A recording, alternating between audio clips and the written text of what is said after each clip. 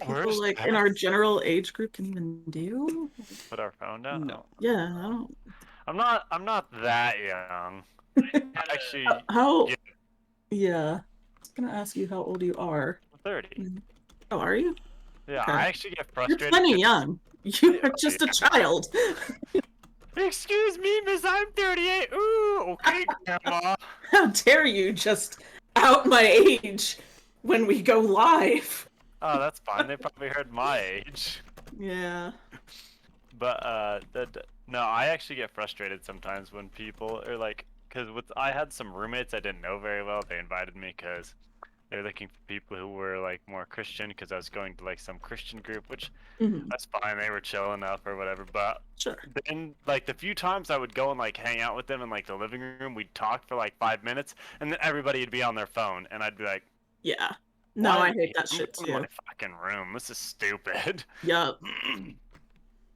Like, uh, check your messages every now and then. That's fine, whatever. If you get right, a message that's important, sure, take care of your right, shit. But yeah. I had a great hey. director. He was like a director in his late 40s, early 50s. And he was like, he just started teaching college for the first time, like his second year with us. And it was really great because he's like, so I just found this out. Jen, did you hear about this? Talking to another one of our professors. When they're playing D&D, they have rules where they don't use their phone. Like you can't use your phone while you're playing D&D. Like we can't even get them to do that on stage for the thing they're getting a degree in, and yet they'll do this for a board game. What the hell? It's not a board game. God. That's right. Yeah, old And man. You don't. you're directing a show about D&D, so I think you should understand this a little bit better than what's going on right now. Like, Right. pretty big difference between me needing to pay attention because it's a shared storytelling experience and me waiting for an hour and a half for my next scene so that I can be in the scene. That's Yeah. One of these days, I need to get a better webcam. Also, decent, I but- think after this episode, we're going to transition to using Discord calls because the video quality is like a million times better. Is it going to be able to What capture? do you mean it's like better? How are you going to capture Discord and Roll20 at the same time? We will not do video through Roll20. We will do it. Just I'll they set it can't up. see what's going on. I'll set it up in OBS so that it works. Is it gonna be big enough without covering too much of the screen, or? Yeah, there are ways to do it. Okay. But when we were doing roguelike, Your roguelike? yeah, we were in a Discord call and then just sort of filtering the Roll20 through, and I was like, wow, this video resolution is like 4 times larger than. Wait, were you like? I'm really confused. Were you screen sharing in Discord? You can. No. No, you can just, if you do the call, you can do like. We've done it in fucking like channels before. Remember, Rhiannon was a part of it before, and we had like Topher and fucking Eric and Claire were doing it too. Everybody was like webcamming and like a voice channel. But so we wouldn't be displaying any of like the Roll20 combat screens and stuff. You can, because in OBS you can capture the videos things at once? separately, and then Okay. have a Okay. transparency. I suppose that makes the transparency is the part that I don't understand. But I guess if there are tools for it. Well, yeah, and it's actually you video capture the same source 5 times, and shape it to each person's camera. Oh, okay. Yeah. I see. So you're not making anything transparent. You're just cropping. And only Yeah, capturing you what crop want. what you want. Interesting. I wonder if that'll run over. Oh man, I don't know who Isolation Gaming is, but they subscribed with Prime. How nice! Well, Hell thank yeah, you, nice. Isolation Gaming. You're the best. Thanks, Pick. Oh, that's Pick? hey. That's Pick, yeah. Hey, Pick. Remember me? Calling him out. We've talked like 3 times. Been more than that. I don't know you, but I've heard of you. No, you know him as well. You have Have I? also gamed with us. Yeah. Yeah, you Have I? played Monster Prom with him. Yeah. Did I? No, I don't think I played Monster Prom with him. Pretty sure. I think you did. You definitely played like Jackbox with us and stuff. Probably so. that, because I did that a while back with you guys when you had that big party thing. But I don't think I ever Yeah. like did Monster Prom with him. And I I don't miss know. your It doesn't super matter. raunchy. Was she British friend that you had? You miss Shar. Yeah. Yeah. What a loon. Gar What gar a, got what the a, what comment. a laugh. What an absolute gabber. Wanting to be sexed will- by that demon boy. I will pass that on. Hey, I also got sexed by that demon boy. Yeah, you got the real sex. Yeah. He got the secret ending where they beat the shit out of each other at prom. Oh and then yeah, and then they were like, It was honestly really hot. that was wild. Took it to the bathroom of all places. We're probably not supposed to like call out other games for being amazing, but Monster Prom truly. Yeah, it's a different Not a tabletop. yeah, it's a different realm, so So I think it's not as big of a deal, but Yeah. you know. um This game's great too. I Anyway. get to be a psycho gnome. It's awesome. Yeah, you can also bang demons in this one. It's just Oh, very yeah. Oh. more consequences. Shit, I didn't know that. I tried to bang orcs, but it hasn't worked out. They haven't taken interest. Witchtooth had that big dick vibe. You're not So I strong enough. killed him. Next best thing, I guess, right? Ripped his tooth out. Wait, we weren't supposed to buy. Wait, what? Something is wrong with my reward points. what did you do? Are we What? have one bubble left to fill, right? I don't fucking know, dude. You can't go by me. I have bought yeah, a spell you and bought an should- extra expensive skill. You should have I don't one. even know what the hell you're talking about. Yeah, we can do that after. Buying skills stuff. Oh, yeah, yeah. Oh god. Yeah, we should have 20. Delicious. We're supposed to be at 20. Because I have 2,030 total, but for whatever reason, my current was set to 1,000. And I was like, why is this? That is weird. Yeah, you must not have updated the current or whatever. I don't know how that would happen. That's real. Anywho. Yeah. So let's see. 16, 17, 18.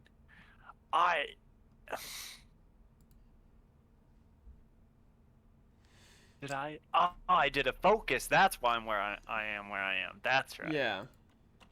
You Yeah, got New to Year's focus would be for a learn little spell. So when I try and learn start learning spells, it's gonna be even easier. Fuck yeah. Yeah, mine, I'm gonna be slow to start, but I'm definitely kind of trying to prep for like my future classes, since if the ones I go for have very different skill sets, all from each Yeah. other. So That's It's- good. It's real weird because my second one, it's like, all right, you've taken a very militaristic second one, but now you can either become a general or the pope. Yeah. I mean, two good options. who Yes, doesn't want to be the Pope? two equally. I wish Celine should have fought for the Pope role.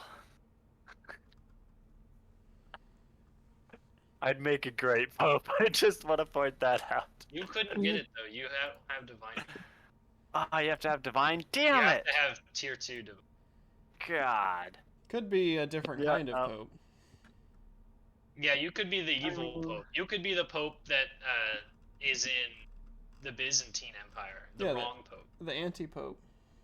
Is there? Yeah. That'd be awesome if there's an anti-Pope class. It's literally just called anti-pope. Anti-pope. Yeah. That shit would kill me, dude. Oh God. Forgot I'm to just filter. gonna do the opposite of everything like Lillian does. It's like, this is my holy artifact. I'm like, mine's water. But is that? It's to fill your bucket. Yeah, thank you. Speaking of water, I need to go grab my water and a juice, Wow. and I will be right back. And then we're gonna start. Wow, Hunter. Wow. Wow. I was all Can you believe prepared. this guy? He's like not even prepped. Our game master, who's supposed to I be ready know. and set to go, I'm ready. he isn't ready, guys. Look, I got notes. He had got- ampersands to draw. I got pins. Yeah, he was very gonna- busy drawing ampersands. We're gonna talk about ampersands in a second, but I'll be right back. Yeah, this is Alright, the hurry up, ampersands dude. episode. In Yeah. case and everyone in the chat wasn't aware, welcome to episode 10, Ampersand City. Welcome to Ampersands RS. How many ampersands are you looking to buy? Those are not ampersands. I We forgot have what those are called. asterisks. Asterisks. Those are asterisks, you silly Billy. We have curlicue ampersands and very blocky curlicue, sharp-edged ampersands. We've got normal ampersands like that one. Yeah, if you're a basic bitch like him, Oh, that hurts my field heads. that's fine. I'm a basic bitch too. I can't afford anything other than the most cheap. Wait, why does the priest class get gamble as a skill? Doesn't make no sense. Because you're gambling with people's lives. Come on. That's probably true.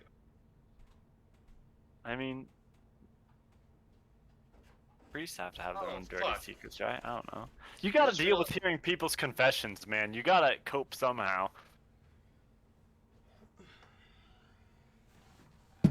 What'd you realize?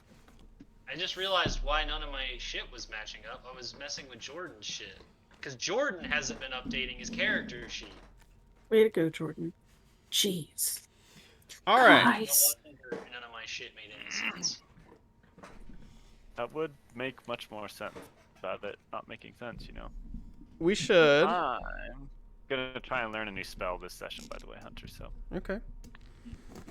We should talk about real life for a second.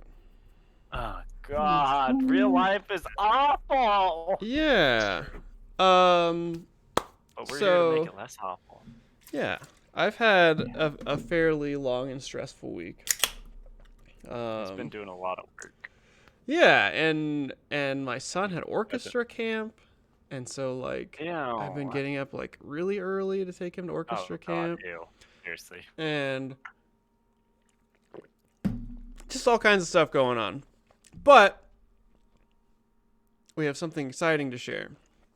So Oh my God, what is it? at sort of at the behest of the Zweihander RPG team, specifically Daniel, a little bit of the Andrew McMeals publishing people, they had suggested previously that all of us people who run shows on the Zweihander RPG channel, which we are on right now, should prepare themselves in terms of funding opportunities and stuff like that, because they are going to begin working on a sort of push for more viewership on the channel and more eyes on the community content that people are making for Zweihander and Flames of Freedom and whatever else forthcoming RPGs from Andrew McMeals that are in the future. And so us being people who run a show on the channel decided that we should figure out a way to do that for ourselves in a way that is simple and easy and not stupid. And so So we did half of that. we did, yeah, we actually didn't do any of that. We did a bunch of stupid, really hard stuff. And so we have, But you're here, frankly. yeah, we've decided to, I guess, like incorporate ourselves, not like officially or legally, but as individuals who run this show for our viewers and for ourselves. We are now known as Fiends and Friends. And so that is the official title of this collective.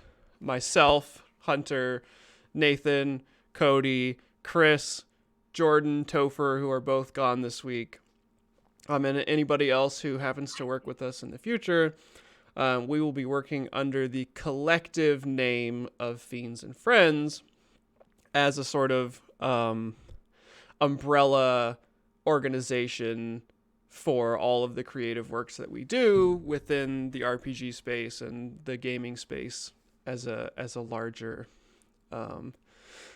territory. And so with that, we have set up a Patreon as well as a Ko-fi or a Ko-fi page. Or Ko-fi, however you Yeah, wanna pronounce Ko-fi. it. Yeah, buy us a coffee. Yeah, so for those of you who Yeah. appreciate Coffee. the work that we put into Wow. these shows, this is episode 10 of the show. Across, well, how many months has it been? Like 3 months now. 10 Fridays.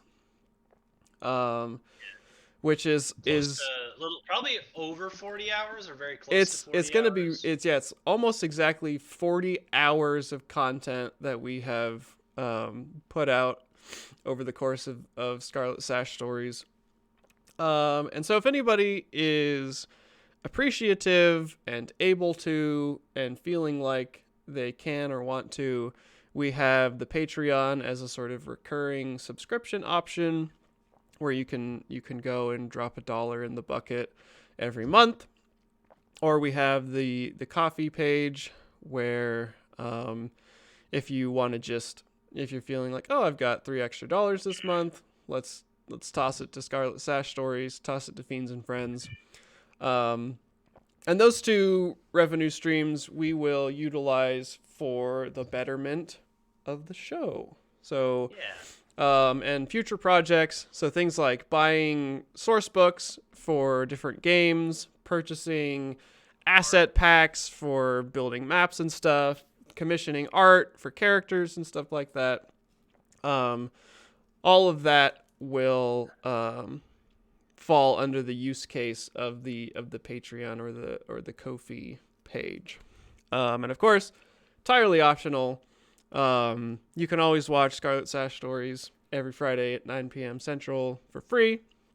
Subscribe with Twitch Prime if you've already got it. Yeah, and you can support the Zweihander RPG channel as its own entity. That'll go to everybody. Yeah, and so that is there's revenue sharing with the Zweihander RPG channel. So we do receive some of that for the subscriptions and donations and anything like that. But they did very specifically tell us, like, hey, you should set up your own shit.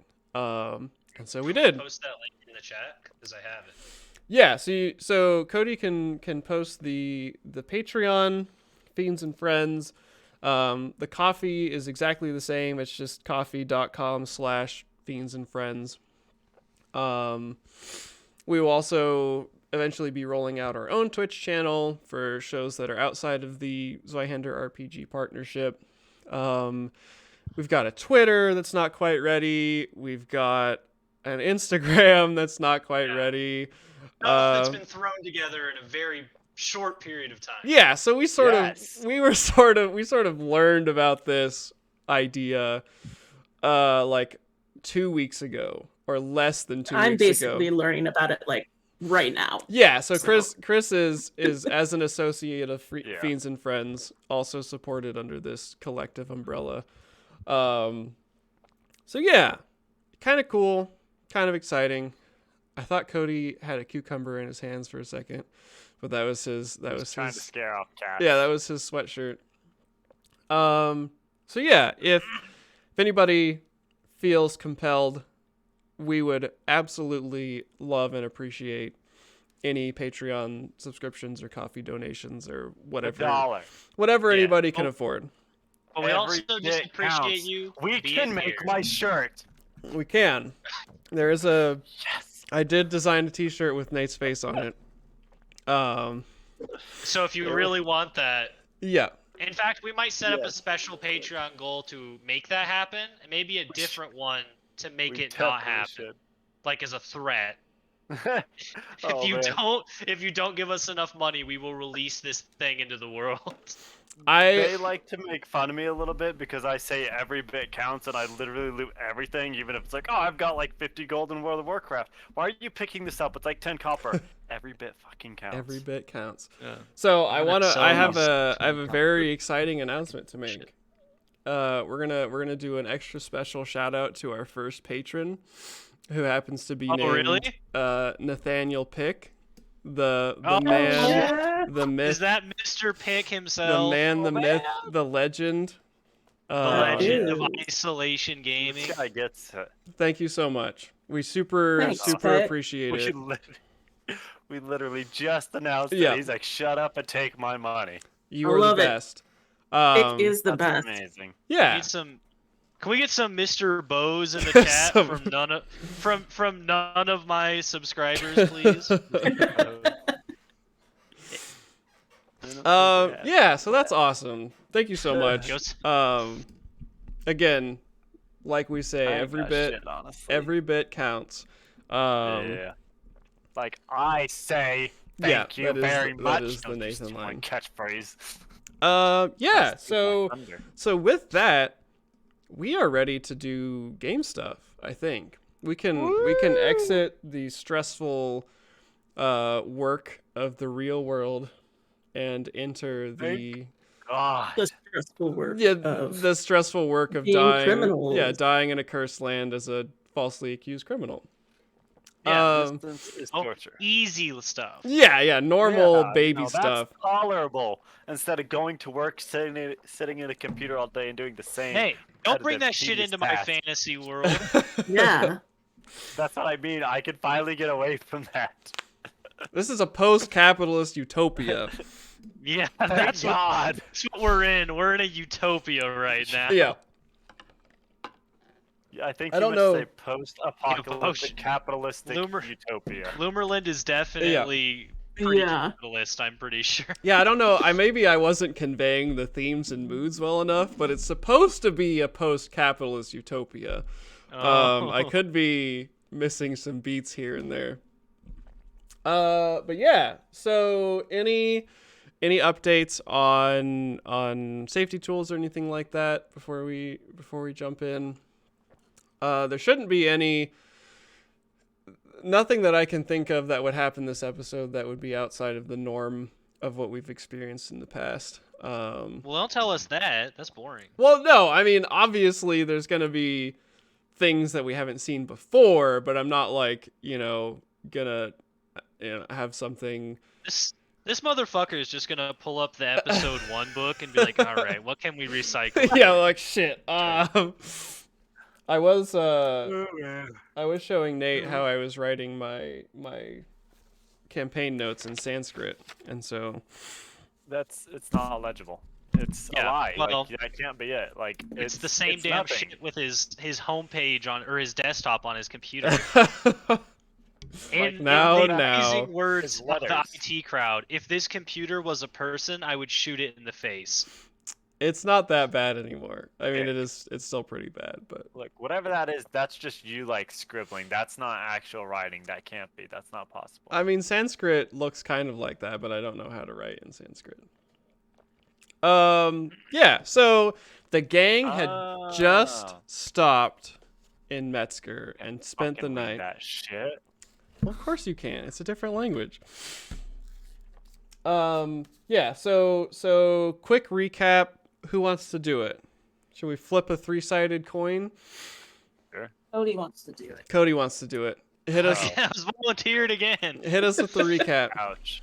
Oh my god, I don't even remember. It's been a long guess week. I don't It's matter. I was going to It's say been- it's always been a week, but it's been a very long week this time. We killed. We didn't do any fighting last time, did we? No, it was pure No, so- pure happiness. Yeah, we just had gotten done dealing with the spiders, and we were back at our inn, and we were chatting with people. We had some really good meals, and we shared stories of our victories and our failures with the other stash bearers, and some of the spooky connections between the shadows and the doctor and the orcs. And after a bit of that, while Nabin had Nabin, Nabeen. Yeah. I got it. It took me a second. Nabin had been sent up to get us because we hadn't been receiving our letters, and so they thought we might be dead. We didn't put up our flag like a bunch of Hey, idiots. no, our flag was damaged in the first fight We're just with the idiots. Cowtipede. We're just idiots. He says Oh. as he's breaking it with his hand. It broke. It was damaged. And so we were sent to come back because the woodsman, Yeah. which is basically like Lumerlin CIA need to interrogate us about what we've seen north of the wall. Yeah. Wildlings and all that whole business. Giants. Yeah. Giants and White Walkers. And so we were headed back. I got Celine some alchemical equipment that I had ordered. There was some more disgusting experimentation on this rat that is seemingly gaining intelligence at perhaps an alarming rate of literally a couple of days. It's brutal cunning. Thank you very much. Brutal cunning is very similar to animalistic intelligence, and I think those are synonyms. Yep. And I think that we had just spent the night at Metzger, and we're finishing the last length of our journey back to Fort Bodeswell. We We also found out that the expressed captain concern. the captain's wife is another fort nearby too. Yeah.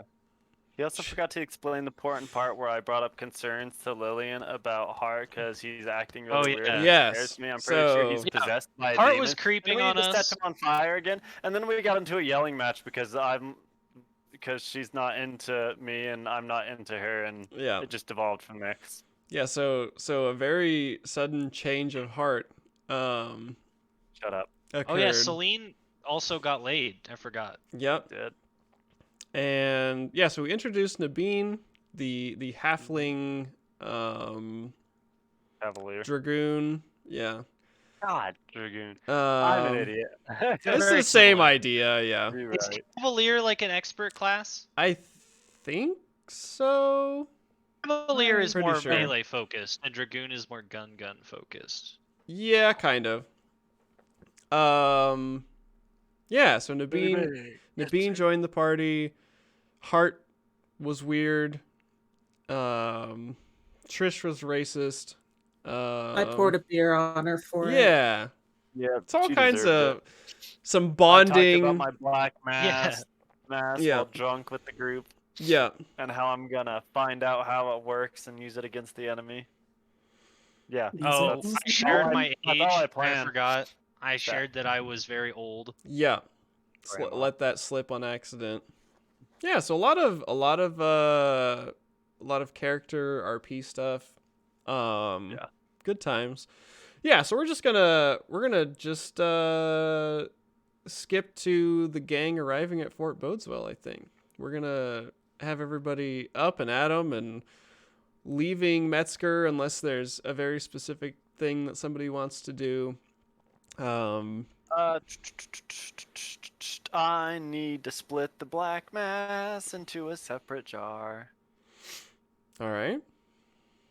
I will take about a third of it and put it into another jar.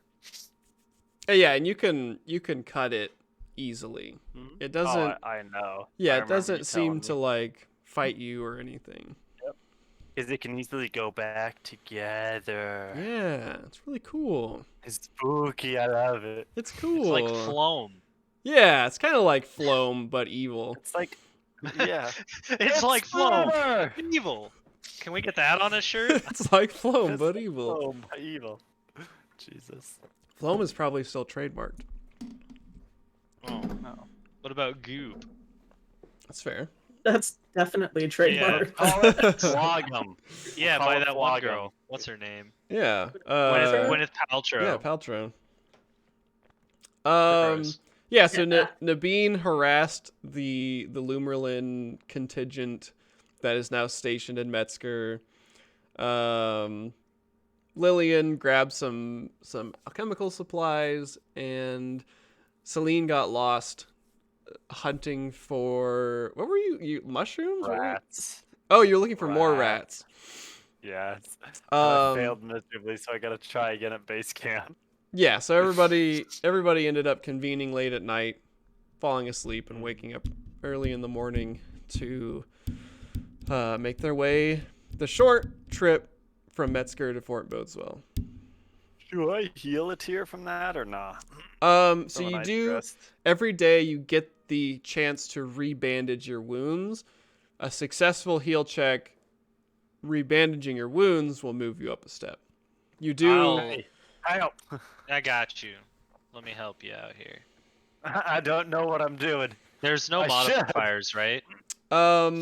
What is she at? What is Celine's current? I'm at moderately wounded. Okay, yeah, so there are no modifiers. It's a flat.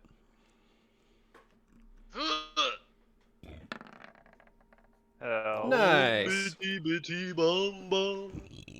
Oh, bitty, And so that will move bitty, you up. bitty, bum. What else? Oh, did you talk? I think we talked to the girls about becoming adventurers a little bit. Oh yeah, Good. a little bit. Yeah. A little bit of that. I told them that if they want to become adventurers, great, but they need to not be stupid about it. Yeah. Yeah. Jump off some cliffs like real adventurers. That seems That's like how the you do it. opposite of the. Celine says while 3 cups deep. Yeah, jump off some cliffs. Jump off a cliff. That's What how are I you got looking for? magic, don't you know? Yeah. Yeah, so Hart and Trish are there as well. For this session, I'm gonna have you guys kind of adopt Hart as in terms of giving him commands and ideas. Always wanted, Command. always wanted a picture. Yeah. Oh boy. Especially since he's being like really he's being really weird towards Celine and Women. Lillian. No, don't I make love me you. RP him because Yeah. I can't do anything about So that. so he's gonna in it. terms I don't know if he of this realizes I'm session. gay, but Yeah, in terms of this session, he will sort of follow your lead.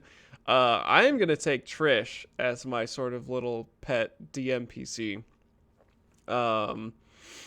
And yeah, so the gang sets out to south towards the border where Fort Bodeswell So- lies.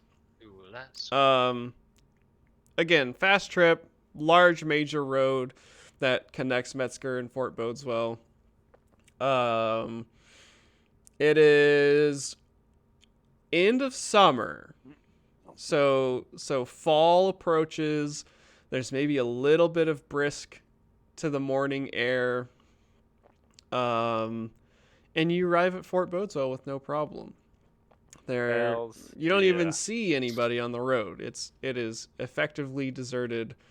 Since no more you know, refugees. yeah, No, since we're not likely to run into people coming towards us if we're headed this way, so. yeah, sort of the border leaving Lumerlin is on lockdown for the most part. People usually don't want to, and are again not allowed to. And so yeah, you arrive at Fort Bodeswell. Team of 5, Hart and the Mean Girls, coming home after a week gone. I think it is I a think week so. now. Yeah, I think so. With the 2 days back. I'm close. Yeah. If it's not, we'd be maybe a day off, but I think it is a week. So yeah, as you approach the gate, you are greeted by a familiar face. The bulldog-looking gate guard who accosted you last time.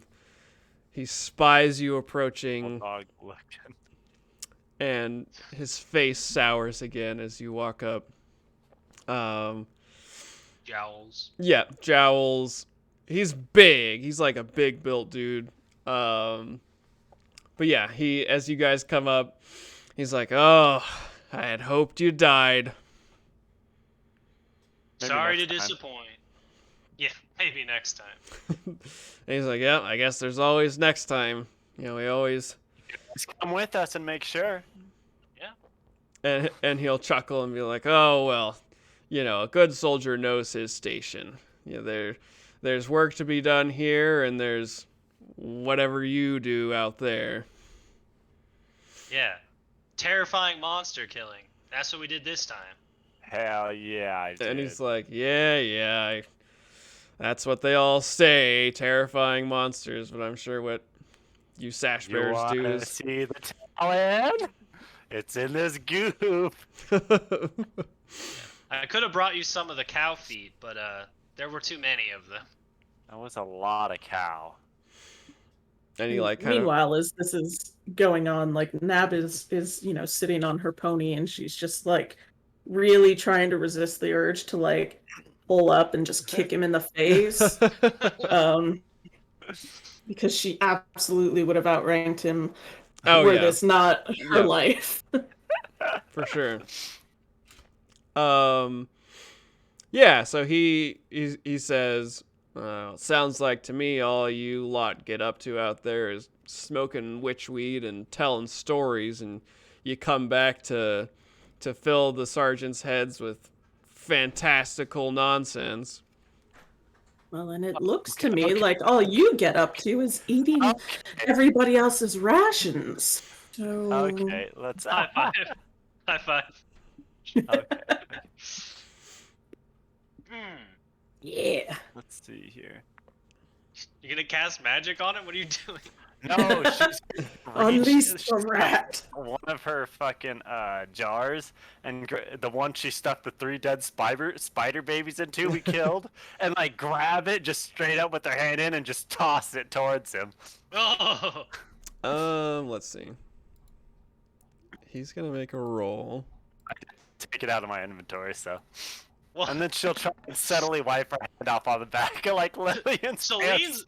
Celine is also like wearing ashen tatters. Yeah, she has very Yeah, clearly been on true. fire, not too long ago. Yeah, And like so is 2 Hart. years Not Hart, who ago? is Yeah. like covered from head to toe in burn scars. You Yeah, know? and Bandages Hart wrapped is around like them. bandaged and He's a and, mummy. Hart is grumbling under his breath, and looking like he's itching for a fight. Trish is just standing off to the side, smirking. So you throw the spider corpse at him.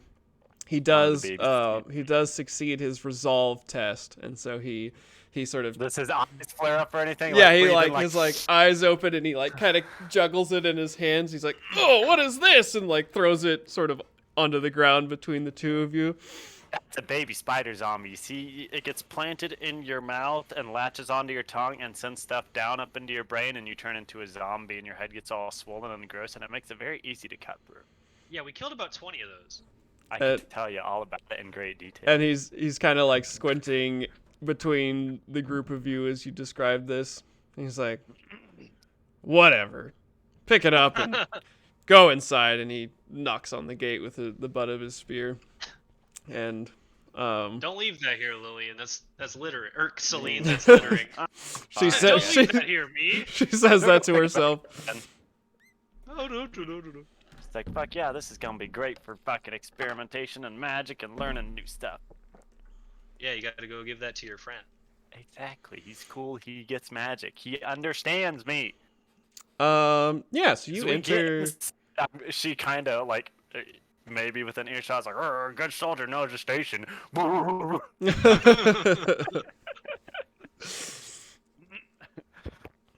Yeah, so you get inside and it looks pretty much the same as you left it. It's good old Fort Bodeswell.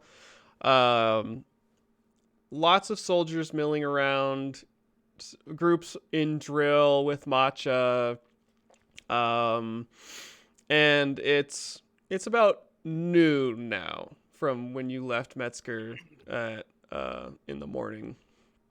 And you guys notice that a runner notices you enter, and he takes off to presumably go tell somebody that you're here. And so yeah, your quarters are where they always have been, and nobody like directly accosts you immediately. Mm-hmm. If there were anything you wanted to do before Sure that is. happens. I gotta go stash some things. I gotta go Alright. find. I Oh. need to change. No, Bean, go first. Oh, I was just gonna say I'm gonna take Laughing Midnight back to the stables and make sure that she is left in good hands.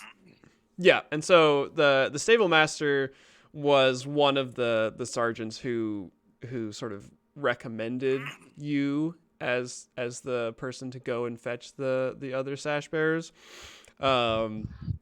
Upon your performance in training and everything when you came to the fort.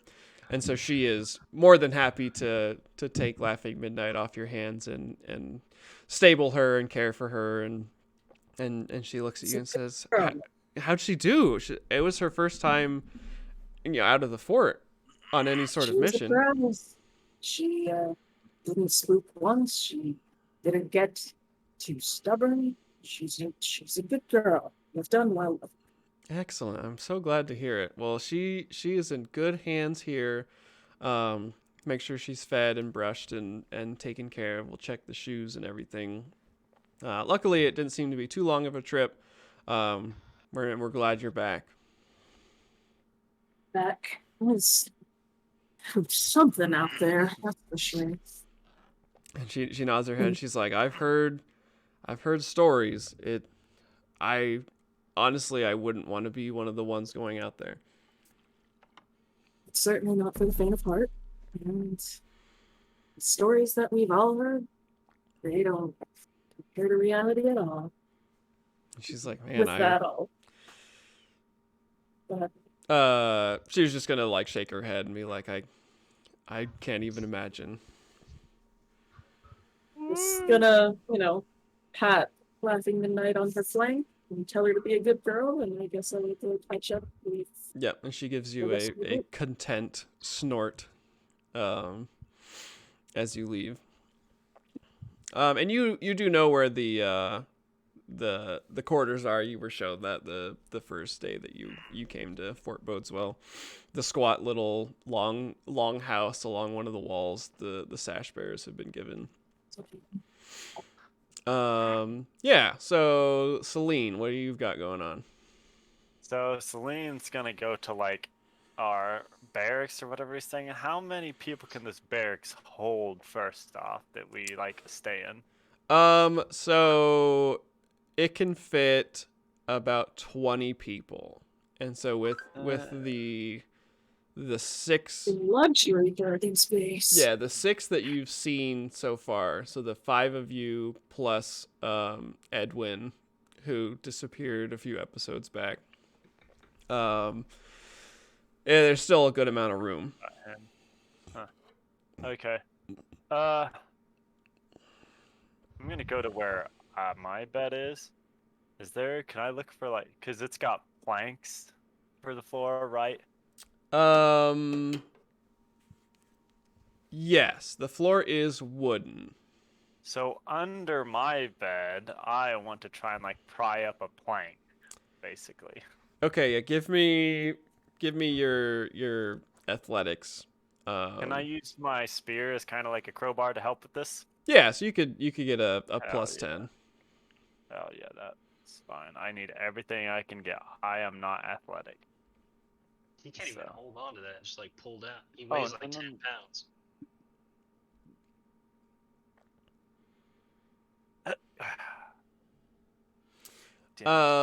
Do you remember did you ever specify if your bed was against the wall or against the? I got in one of the corner beds. Okay, so so I should say against the wall of the fort or against the wooden wall towards the Whichever's farther away from the door was what she chose. Okay, yeah, so that would have been against the wall of the fort. Okay.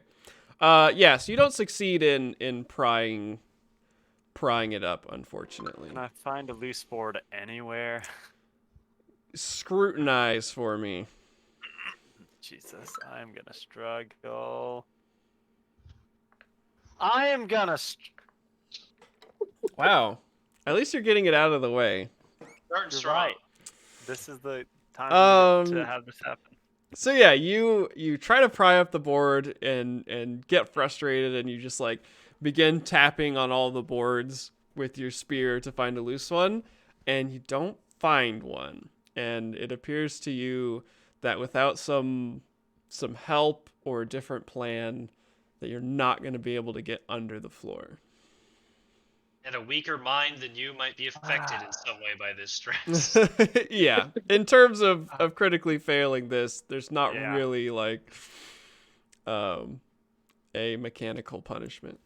You are never able to see these floorboards ever again. It turns out you're cursed.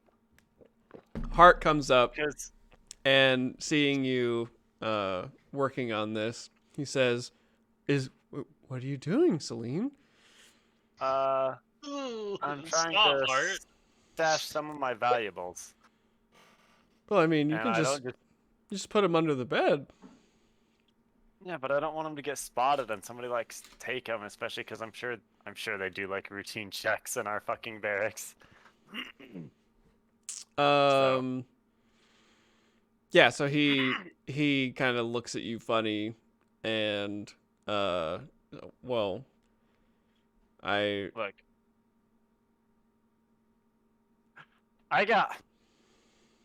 I may have stumbled across some money on one of our first missions, and I'm trying to keep it kind of well hidden, you know? and he nods and understands that, because money is one of the few things that Hart actually understands fairly well. Because I don't know if anyone else remembers, but that 3 gold we found, Celine never divvied it out. Oh yeah, I mean, she still She has it. still has it. So,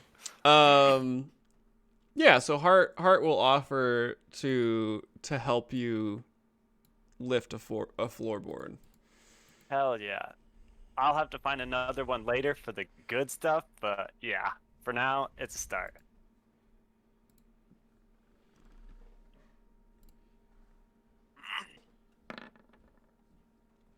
Oh, fuck. So Hart leans down with a big dwarven fist and like slams on the end of one board and pops the other end up, and you can see that like diagonal towards the wall of the fort, the wall comes down, obviously down past into the ground, but there is a pretty good like trench furrow where it was dug to put the stones in for the base of the wall in the ground.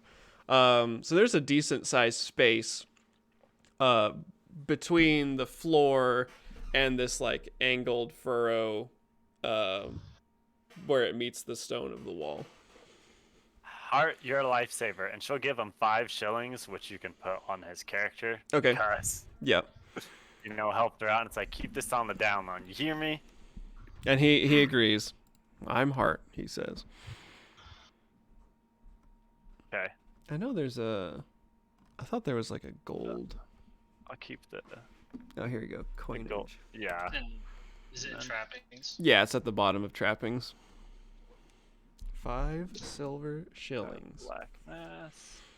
Okay, so I'm stashing the money there. Okay. When Hart like goes off somewhere or isn't looking, Yeah, he'll. I will store because I don't trust anyone with these other things. Yeah, and if you jar of tell black him, mass. yeah, if you tell him like, hey, I'm gonna put like I want you to go away for a little bit, he will.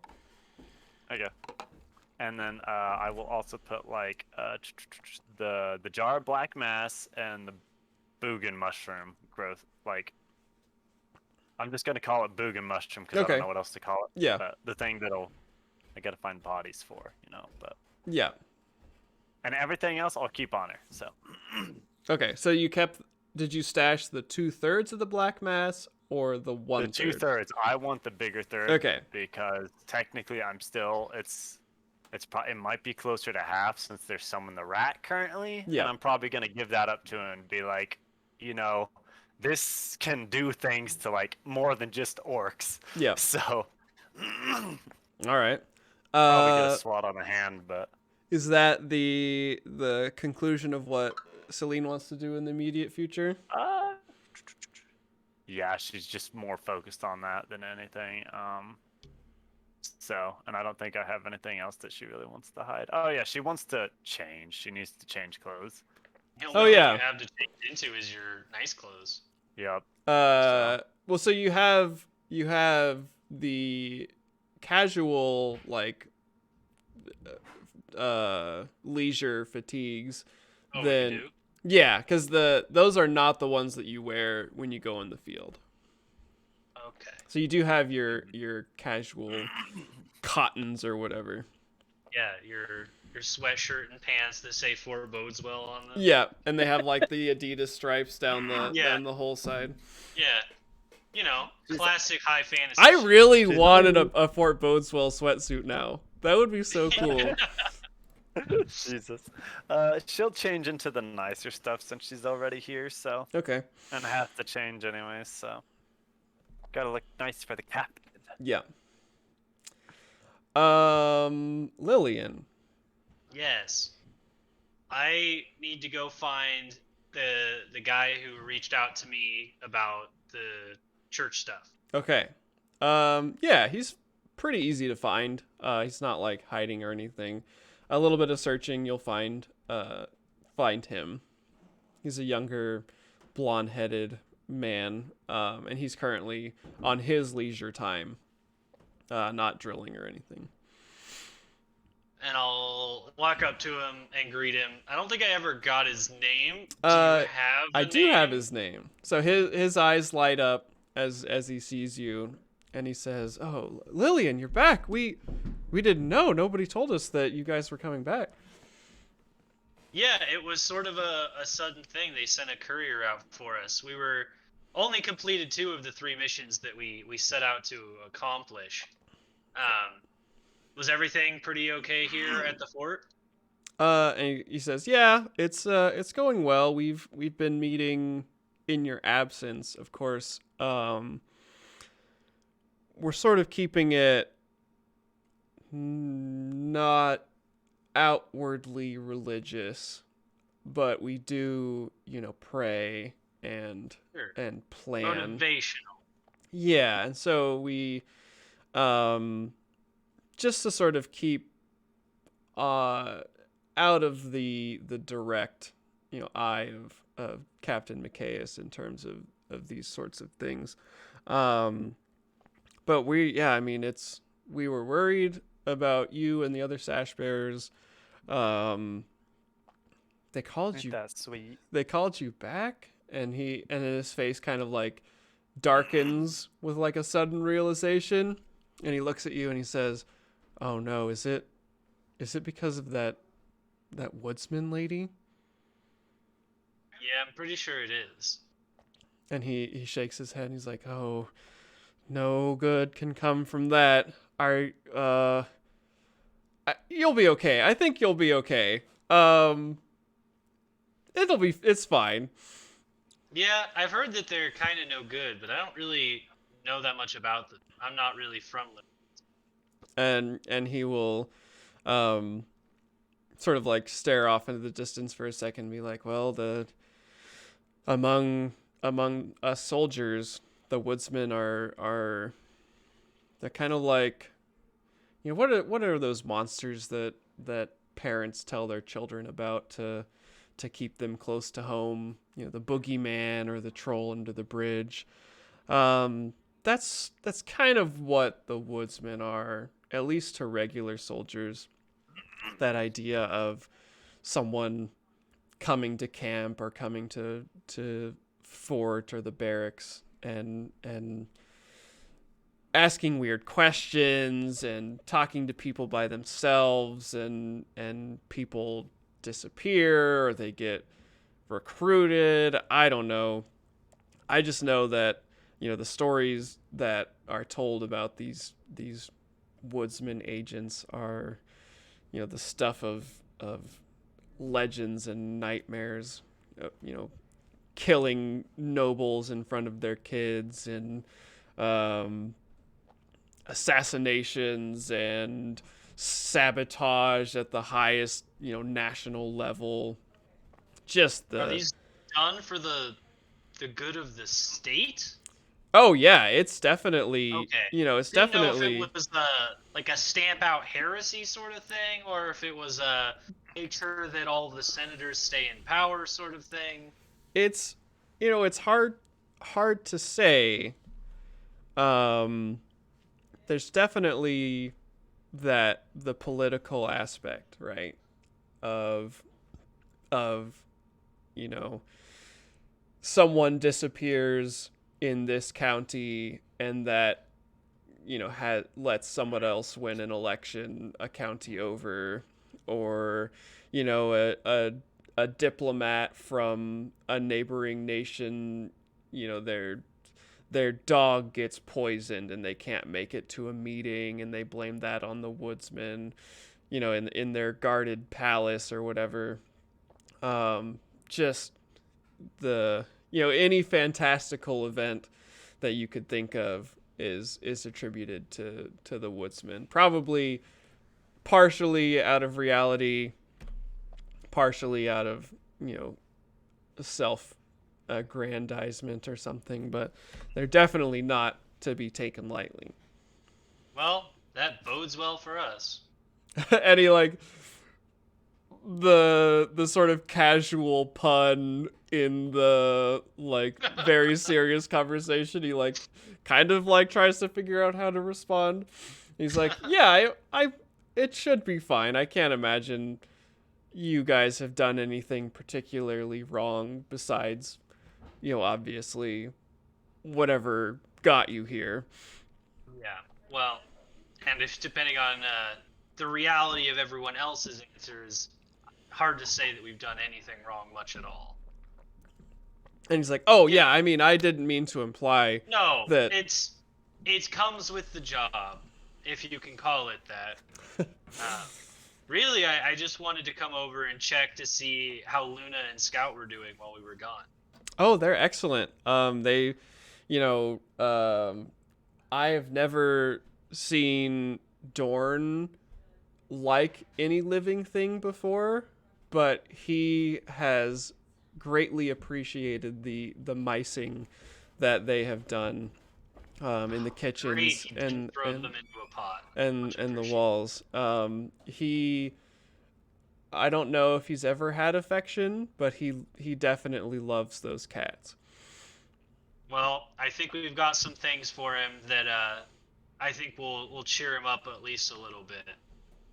Found some pretty interesting things while we were out in the field.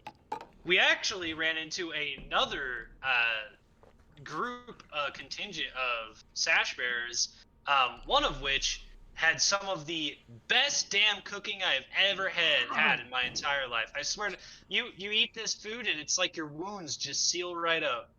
And he nods his head and he's like, yeah, I mean, you know, every so often all you need out in the field is a good hot meal and a night to talk with your companions, and it can make a world of a difference. Well, I'm just glad to hear that the cats were okay and that there wasn't any trouble with them. Yeah, well, I suppose, assuming that I don't end up in the chokey or something after my conversation, I'll be happy to stop by for the service. Maybe I'll just sit in and see what you guys have been doing. And he said, oh, we would love that. We would very much appreciate it.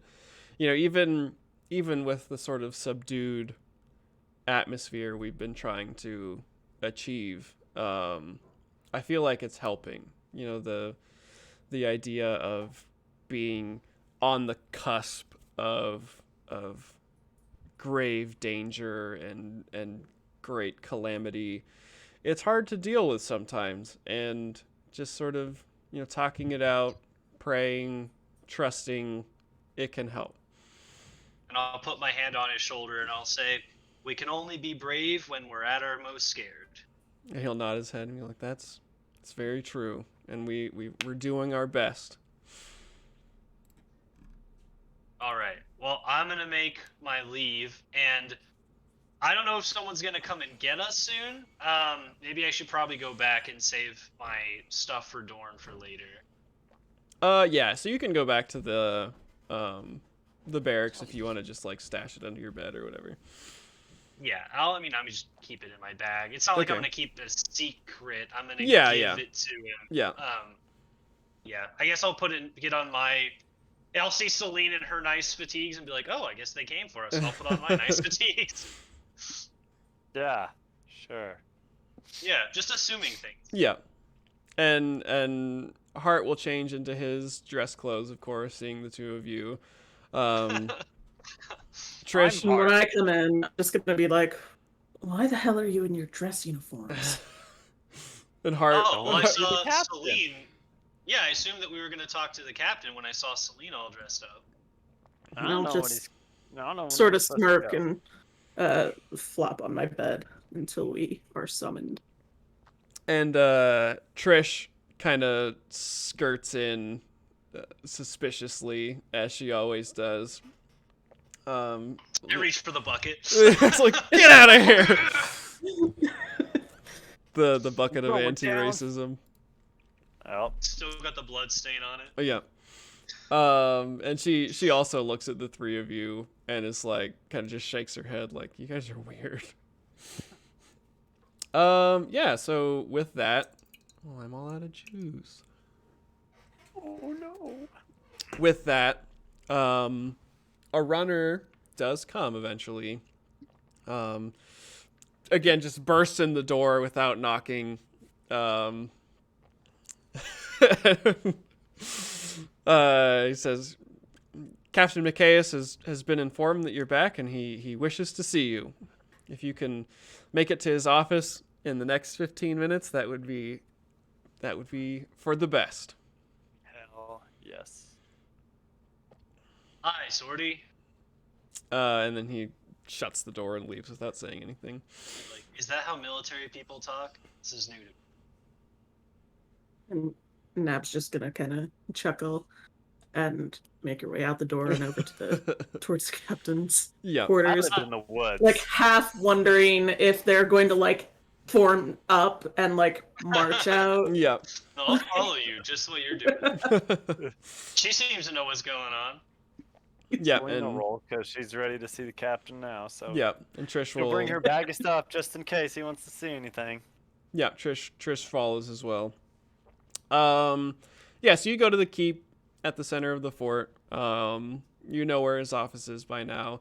As you enter in the keep, it strikes you again that inside, at least, a lot has changed. It's like furnished, and there's fresh torches and lamps, and it's clean and well kept.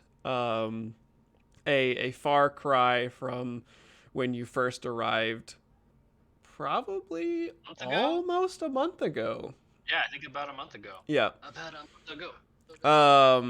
And so with the regiment being at full muster and people being in Fort Boatswell for the month now, it's definitely still superficially just this like old, outdated fort, but very much been lived in and repaired and shined as much as possible. Yeah, and so you make your way upstairs to the third floor of the keep, where Captain Micaeus' office resides at the center of the keep. And his door's open. He hears you coming and gestures you in. And he says, Nabeen, can you please shut the door?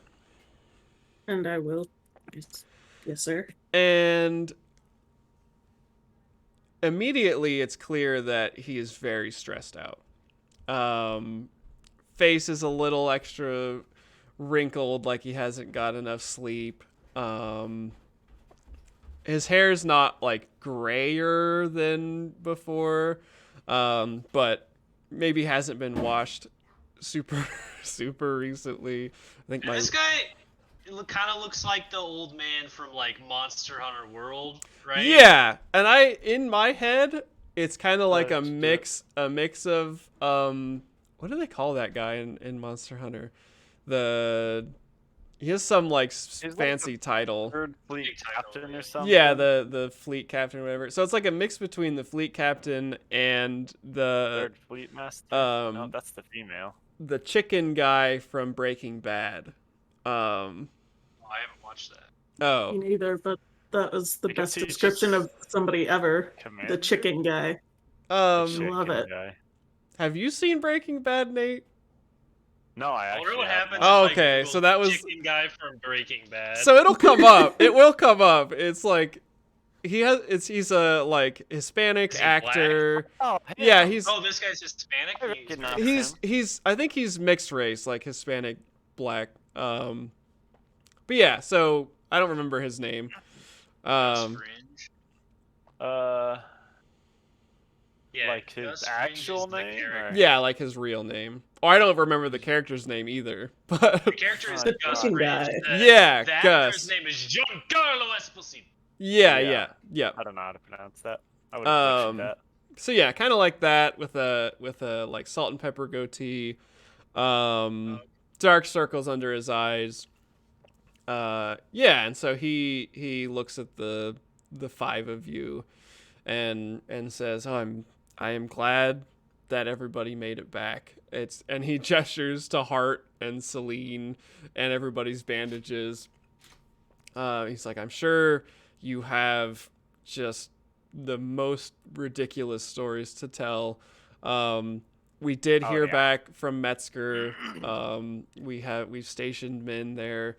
They've accepted Lumerlin soldiers as part of the advancement of our forces into the lost provinces." Did we convert any of the refugees into volunteers? Volunteers for the sash bearers or for the army?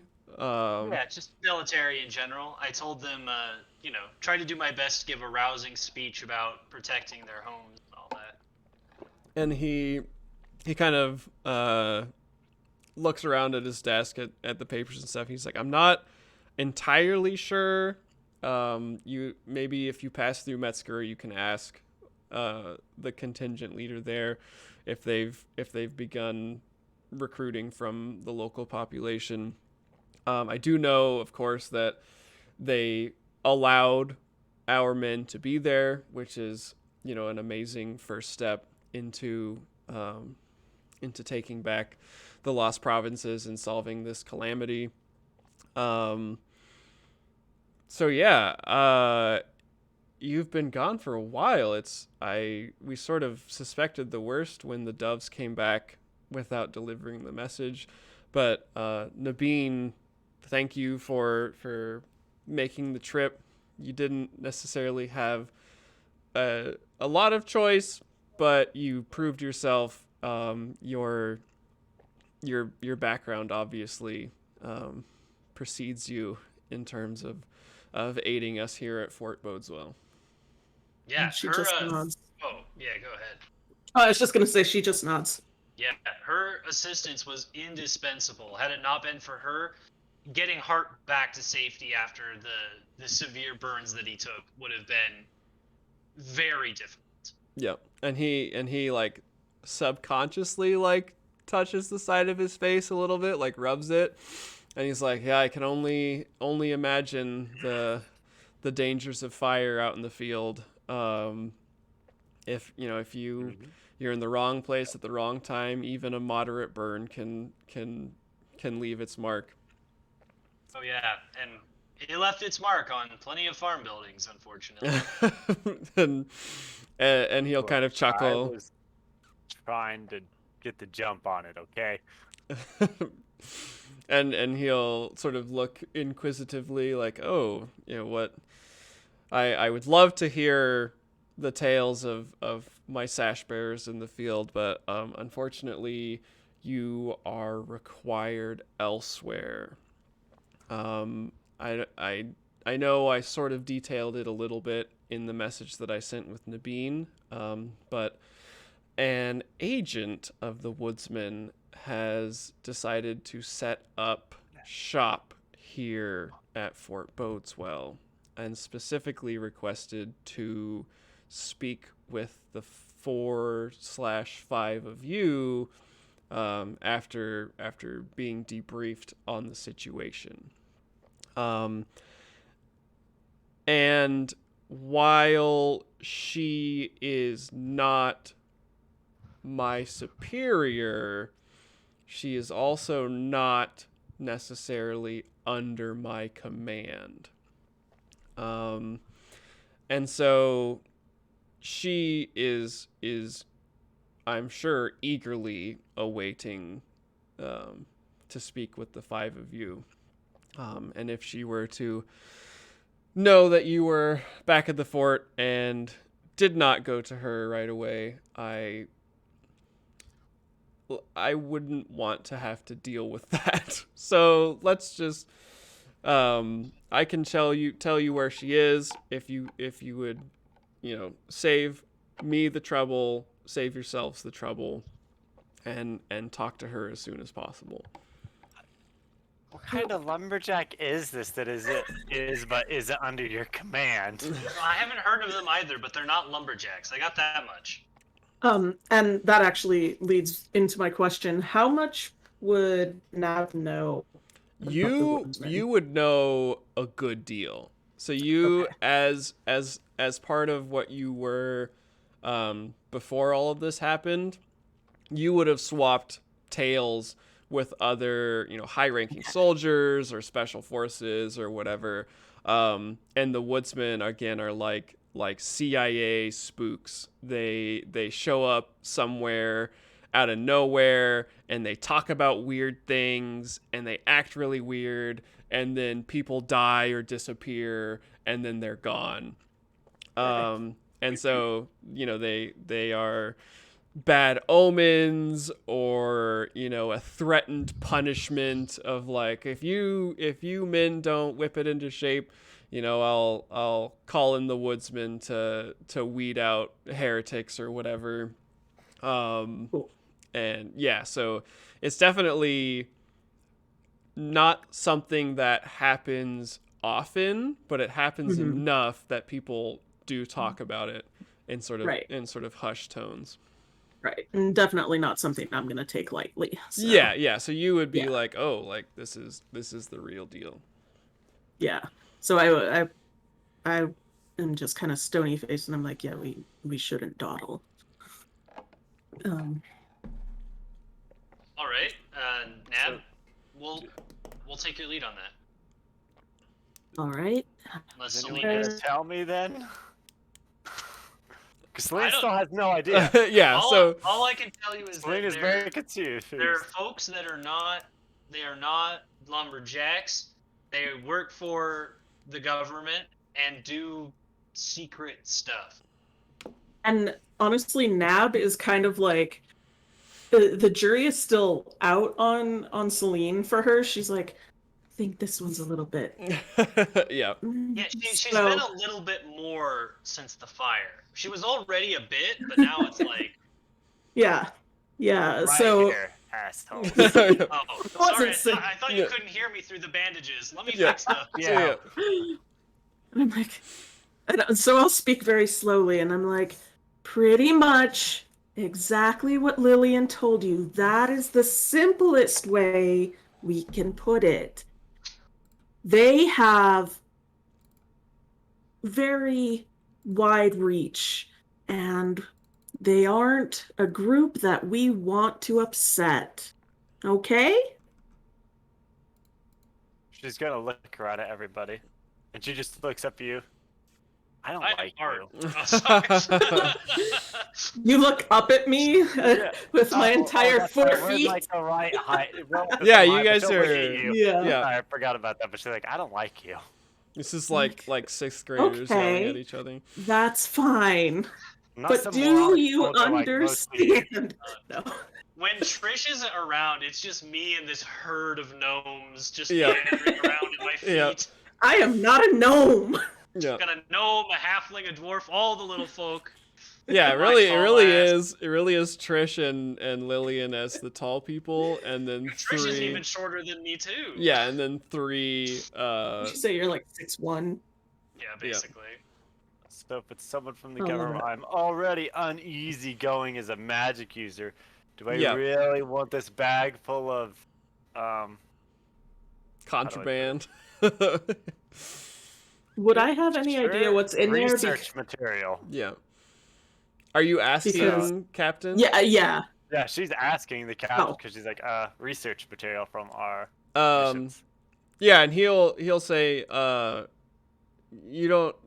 don't think you need to worry about any sort of punitive action in terms of what she wants. It's definitely, there was no sort of, she didn't seem We're not in trouble. she didn't seem intent on publicly executing any heretics or anything like that, at least at the time. She was definitely on a fact-finding, inquisitive sort of mission or mood when she got here.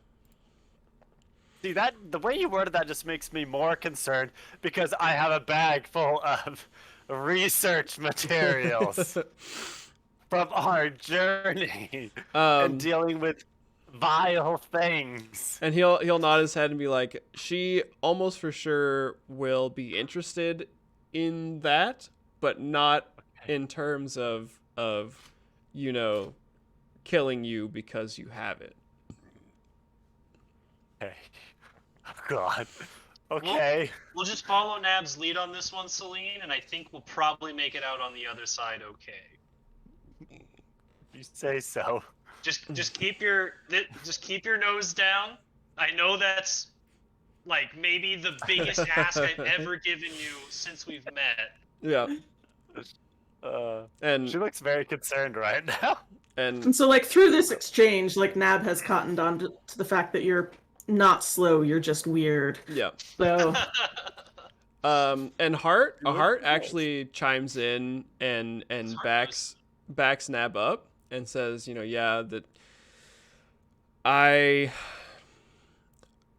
know of the woodsman in a professional sense, and definitely individuals that know what they want and know how to get it, and we especially in our position, we ought to do what we can to meet those needs without causing too much trouble. Agreed.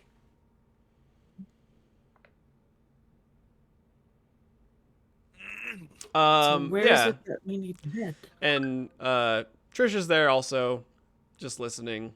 And so Rolling eavesdrop on repeat. Yeah. Even though she's in the conversation. Yeah. Just like really listening. Captain Micaeus tells you that the woodsman agent has set up an office in one of the towers. No, in one of the buildings next to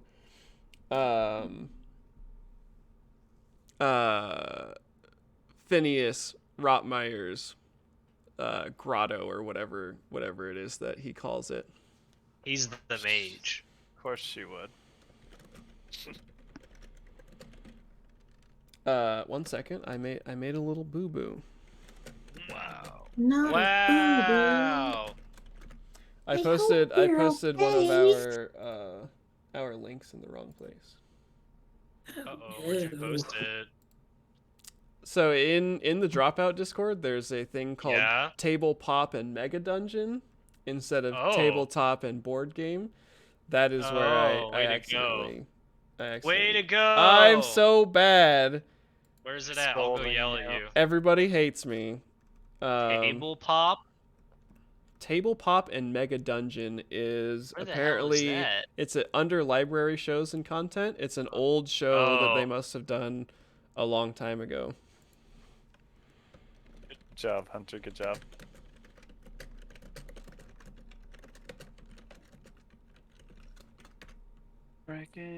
Okay. Yeah, so that there were a sort of cluster of empty buildings over by where Phineas had set up, that in the past would have been like where the bowyer or the leather worker or whatever of the fort would have been set up, but had of course been left in disuse until this recent calamity. And so he informs you that she arrived not too long after you left, and set up shop there and has been working out of that building since then, right next to Phineas's. Grotto is I like that word a lot, so we're just going to call it Phineas's grotto. Well, You does know it that- have any amount of water? I think an amount of water is required for a grotto. I don't think so. I thought it needed trees. I had but always Maybe I it don't thought- needs trees. I thought a A small grotto, picturesque cave, especially an Yeah. artificial one in a park or garden. an It's artificial. not a know. cave. There you go. Well, yeah, but Did an they make artificial. one? An artificial cave is what he's trying to turn his building into with all of his magical stuff. Yeah, so you know roughly where that is. You know where Phineas's place is. And yeah. So once we do set out, like once we've left the captain's office, I am gonna turn to Celine and just be like, I would recommend that you do drop off your stuff. Wherever you can stash it. Why risk it? Because if he finds it, she finds it later, I'm in worse trouble. I don't So know. I don't know Take what's it up going on. afterwards. None of us do. I just don't necessarily recommend that you take it in there. Okay. She'll go drop it off in her room, just in her chest on the way back when we're headed over there. Trish In the barracks is in her chest. before you go, Trish almost like very obviously purely just to be like counter to Nabeen is gonna be like, I think you should definitely bring it, Celine. Yeah, because I'm gonna listen to the races. I'm like, she's definitely trying to get you in trouble. Now I think you should hide it. I was actually on her side until she voiced it. Yeah, And- and I just turn to her and I'm just like, and we all think you're a twat. She is. And she shrugs her shoulders with a little smirk and she's like, well, I tried. Yeah, we can tell. Just trying to help. Uh-huh. Yeah, so you walk around the keep to the wall that has these buildings built against it. And you see obviously Phineas's place that you've been in before. He's got more like crates stacked outside the door now, and there's like smoke coming out of his little chimney. And just it's clear he's been working, doing whatever it is he does as the regiment mage. And then right next door, a building that was previously empty, it looks basically the same except for on the door there is painted and sort of like in metallic silver paint an axe head, but it's not upright, it's blade down, so like it almost looks like one of those Alaskan knives, if you've ever seen those. So it's just a blade down axe head in silver paint painted in the middle of the door. Well, it seems this is the place. And I will knock on the door. Yep, and Nab and Hart recognize that immediately as the simplified emblem of the woodsman. Yes, you knock on the door and she answers. You are all surprised to see that she is an elf. She is a fairly tall, Great. dark-skinned elf, completely bald. And what's immediately striking is that she is missing her left ear.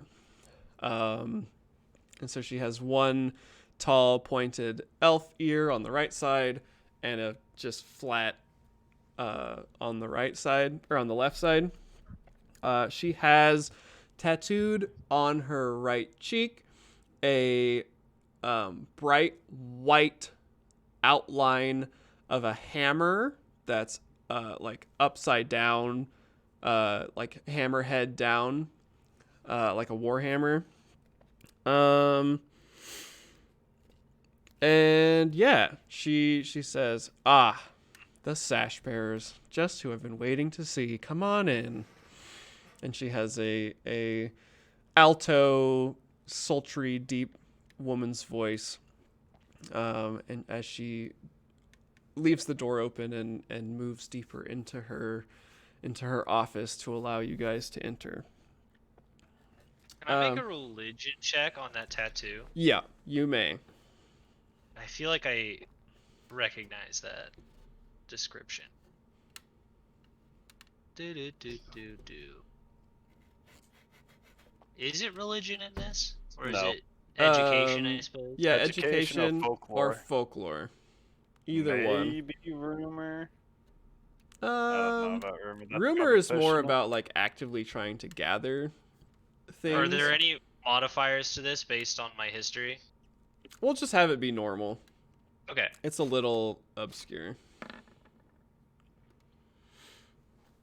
Oh yeah, so you definitely recognize it as an emblem of the God King, and it appears to you that it's significant that it is like hammerhead down, like sitting on its heavy head, because almost all of the emblems of the God King or his iconography is like a hammer held aloft with the sun behind it or similar things. So you don't know the significance really of the positioning, but you're like, oh yeah, definitely some sort of weird God King sect or something. Okay. Cool. Yeah, so she leads you in, and for not having been here for very long, it is like really well set up. She's got like nice chairs and a full desk, lamps strategically placed around to give light, a shelf that has full of books already, like a little cupboard that has like a tea set and little like ceramic jars of tea and other things. And she's obviously almost immediately made herself at home. And it strikes you that she doesn't plan on leaving anytime soon. Right. Because it's very much not a temporary setup. But there are enough chairs for the five of you, sort of semicircled around her nice desk, and she has a big high-backed, like very expensive looking hand-carved leather chair. And so she sits down with her back to the fireplace that's lightly crackling, with the five of you in front of her. And so she leans forward on the desk and steeples her hands and leans her chin on her hand. And she says, "So, Sash Bearers, I've heard a lot about you. And I've heard a lot about what's going on across the border in Voshek Tadberg. And I and my colleagues are imminently curious about really anything you can tell us. So I arranged this meeting with the help of Nabeen. Thank you, Mrs. Bandur. She sort of pointedly makes a point to like say your last name, to thank you for assisting Captain Macias in retrieving his wayward soldiers. As you know, having been out in the field as you have been, this situation is of the utmost importance to the electors of Lumerlin, to its citizens, to its military. And so really, I am here to help you, to help the fort, and as best as you can. If you can help me, then we can work together. And it definitely is like, it feels kind of manipulative, but there's definitely a little bit of sincerity to her voice. But everything that you have heard, especially everyone who's not Celine, Um, it's like sitting in a room with like a tiger that's sleeping or something. This sort of like nervous air to everything. Is that basically what we're gonna get, or could I scrutinize to see if I can get anything else? Yeah, you can scrutinize. Yeah. So you get that sense of like, okay, yeah, she's a scary lady. She's works with really scary people. But she's here and she hasn't shot me yet, so maybe maybe she's okay. I'm gonna take this opportunity to pee really quick. I drank like a huge ton of water because I am constantly dehydrated when I have to talk for 4 hours straight. Right. It's right, I suppose I did as well. So I will be Yes, right back. indeed. Completed this cup, half of this bottle, and that entire thing of Dr. Pepper.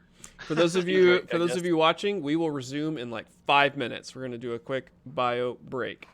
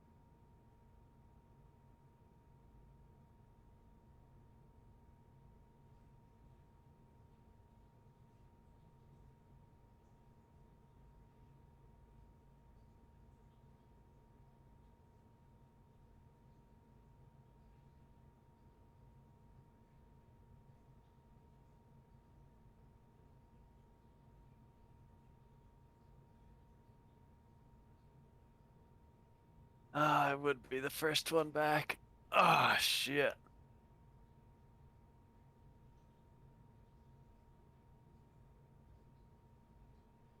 Oh, look, it's Valakut. Or Valakut? I can't even remember proper pronunciation, man. I'm bad at things.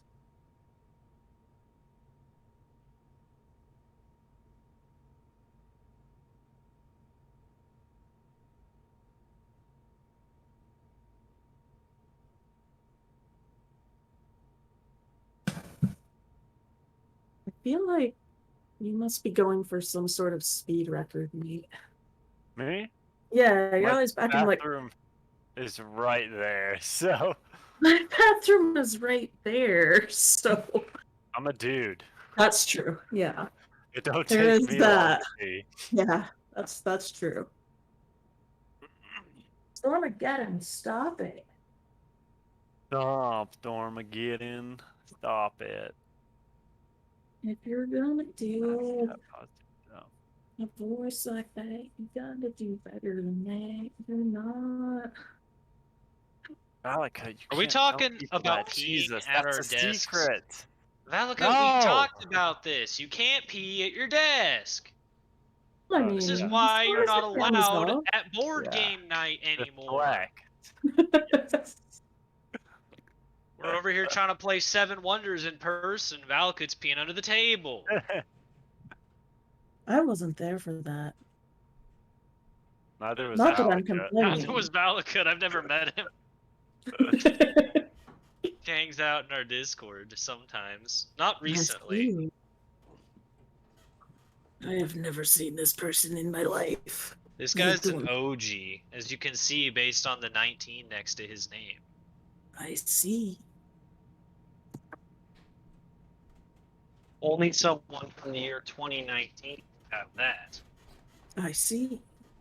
So Valakut is a time traveler. Yeah, he plays WoW. So do we, but you never play WoW with us. We're True. almost a rating. I and don't. by that I mean we're like not even close. I haven't played WoW in probably a decade. We've been playing some Burning Crusades. Yeah. Very Yeah. fun. It's a good Playing the time. classic stuff. Yeah, I had a thought, but I lost it. Well, it's not new for you. Bravo. Yeah, so... Oh Lord, it's my son. He's here. Aw, Eric, hey. Uric? Highlighted his Is man. that the uric acid? He's stinky, apparently. Stinky. So she Like sits this from now on. she sits across from you Snap. and basically lets the silence draw out a little bit. Celine is gonna look around at everything in here, so Give me an incantation test, Celine. Just normal. Okay, where the fuck is it? Sure, it was Claire. Everyone believes you. So I just get my 63. Come on, God! All right. 50% chance or better for most of these, and I am failing Yeah. every time. Can I help? Yes, you can also give an incantation test. I want you to be successful. I really want to make this check because I am super curious. I'm tempted to use one of our fortune points. You can. They have refreshed. I know they have, but I hate to use There it you before. go. Have a 0. Okay, so you notice Celine kind of nervously looking around the office while she the woodsman sits in silence. And then you notice that she really looks at Celine, and actually you see her eyes change briefly. Like they are sort of this deep brown color. And they kind of like flash, shimmer, Shite. like silver for a little bit, and then flicker back to brown. This was the woodsman's eyes you did? Yes. But you don't notice it. This? Right. So Lillian notices that Celine is too distracted looking around at everything. So she leans forward again and she says, "What is the most interesting thing that has happened to you out in Voshek Tadberg? Let's start there." Very subjective question. And she's like, "I am interested in very subjective answers right now."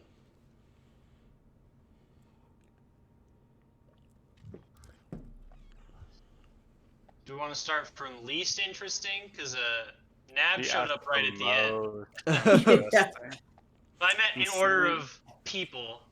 Oh, Well, Hart will sit up and he said, "Well, we saw a spider horse, and that was certainly interesting." And she'll nod her head and just passive, taking it in without any judgment. She's like, "All right, a spider horse." For me, it's definitely the cowtipede. That was probably the scariest thing I've ever seen. And she again nods her head. Cowtipede. So, if my semantics are correct, a cowtipede is either a centipede made of cows or a cow made of centipedes. Yes, it was a centipede made of cow parts. Interesting. Although its head was very reminiscent of kind of like a cobra, actually. with the all the Yes. heads, and it sort of fanned out. It's I'm pretty yeah. nightmarish, actually. It does sound terrifying. Interesting. Um okay. I have heard um plenty of stories from various sash bearers, from refugees. I've sort of made it my particular project. You could maybe call it a hobby. I'm really, really interested in figuring out, sort of getting to the bottom of what's going on over there. I'm definitely starting small.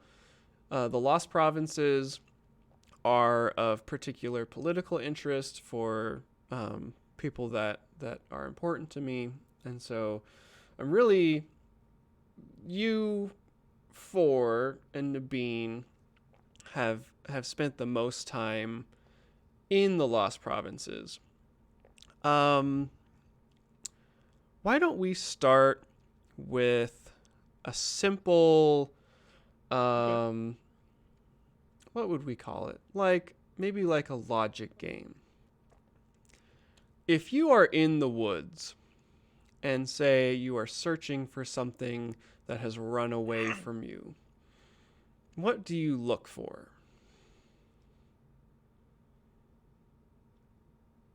Rex. Tracks. Yes. Excellent, Nabeen. So, philosophically, or maybe abstractly, what do tracks represent within, if you think of a forest as a environment, how do tracks stand out? It's a disturbance of the natural order. Excellent way of putting it, Lillian. A disturbance of the Well done, natural Master order. Kenobi. And so if you were to characterize the natural order, say, of a leaf littered forest floor, how, in the sense of order, how ordered would it actually be? It's your turn. And Uh-oh. she'll turn to Lily. Let's skip She'll turn forward. to Celine and be like, I've heard that you've spent a lot of time in the natural world. Yeah. In your experience, when you were to say step out of your hut and look around you, would you say that the natural world conforms itself to a specific set of order?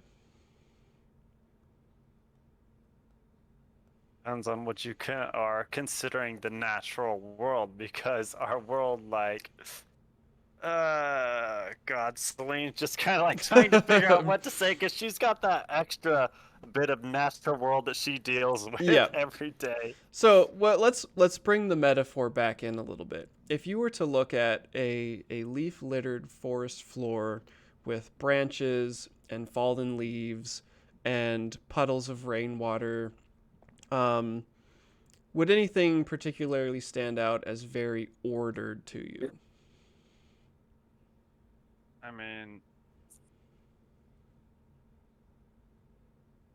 no, everything just kind of does what it can to survive, and sometimes that gets a little chaotic, because, I mean, Excellent.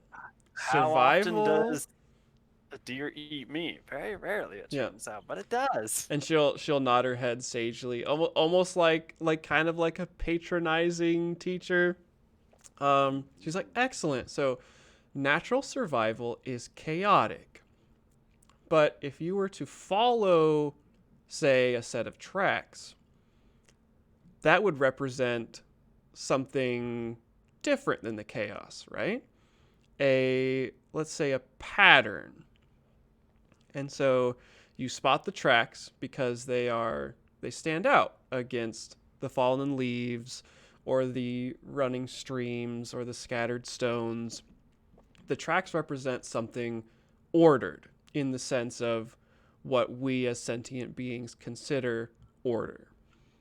And so my job is to search for these sorts of things, to look at the proverbial forest floor and find the tracks.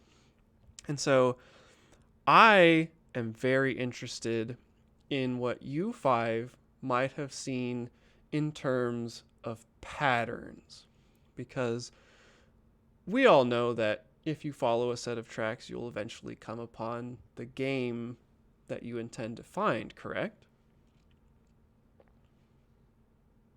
Yeah. Really? So, what we need to do as servants of the Electors of Lumerlin is search for these patterns, these metaphorical tracks in the chaos of Voshek Tadberg. And so, really, the reason I've brought you here today is if we could elucidate the possibility of tracks or patterns that you may have noticed. Yes. I think we've beat you to this actually, due to some assistance from She a cocks an neighboring fort. Cocks an eyebrow.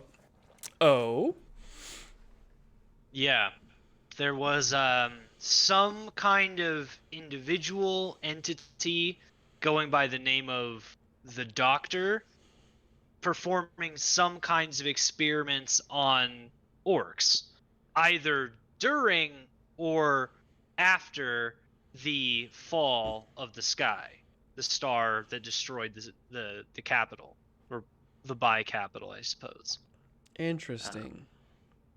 So That's a connection we've heard both in our personal experience from a couple of orcs that we encountered, as well as from the ones at Fort Joy. No? Favor. Fort Joy is Fort Favor. Fort Joy is That's from from Divinity Original Sin too. Same thing. yes. Yeah. Fort Favor. Yeah.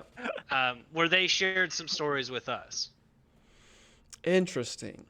So I am aware of the orcs problem in the Lost Provinces.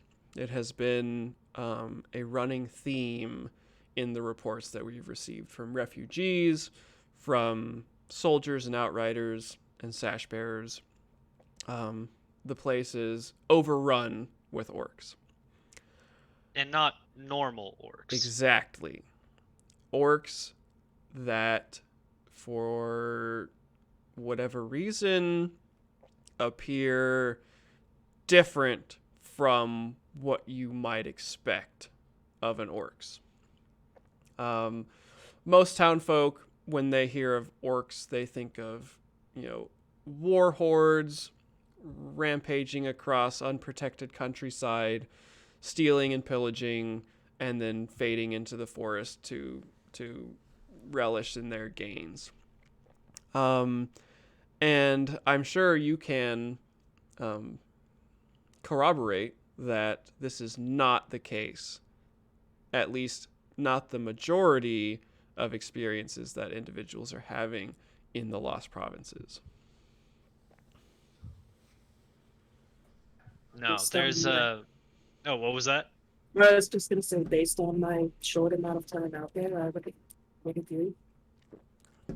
Have you gotten any reports on the shadows?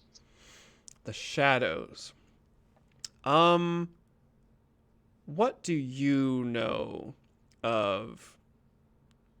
What prompts you to bring up this very specific term of the shadows?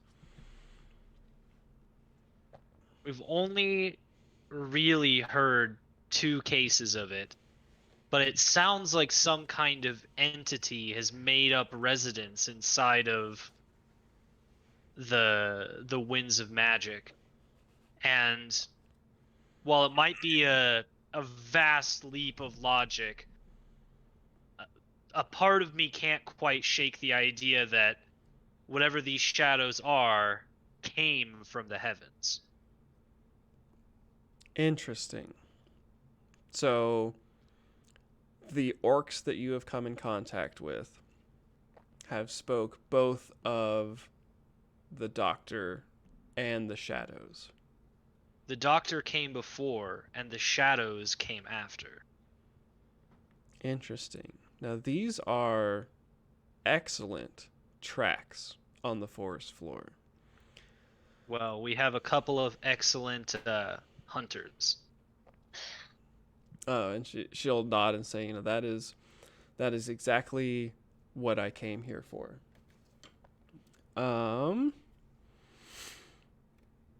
Dun, dun, dun, dun, dun. And then I'm suddenly gonna look over to Nabeen and be like, "Oh fuck, should I be sharing all this information?" And my eyes be like,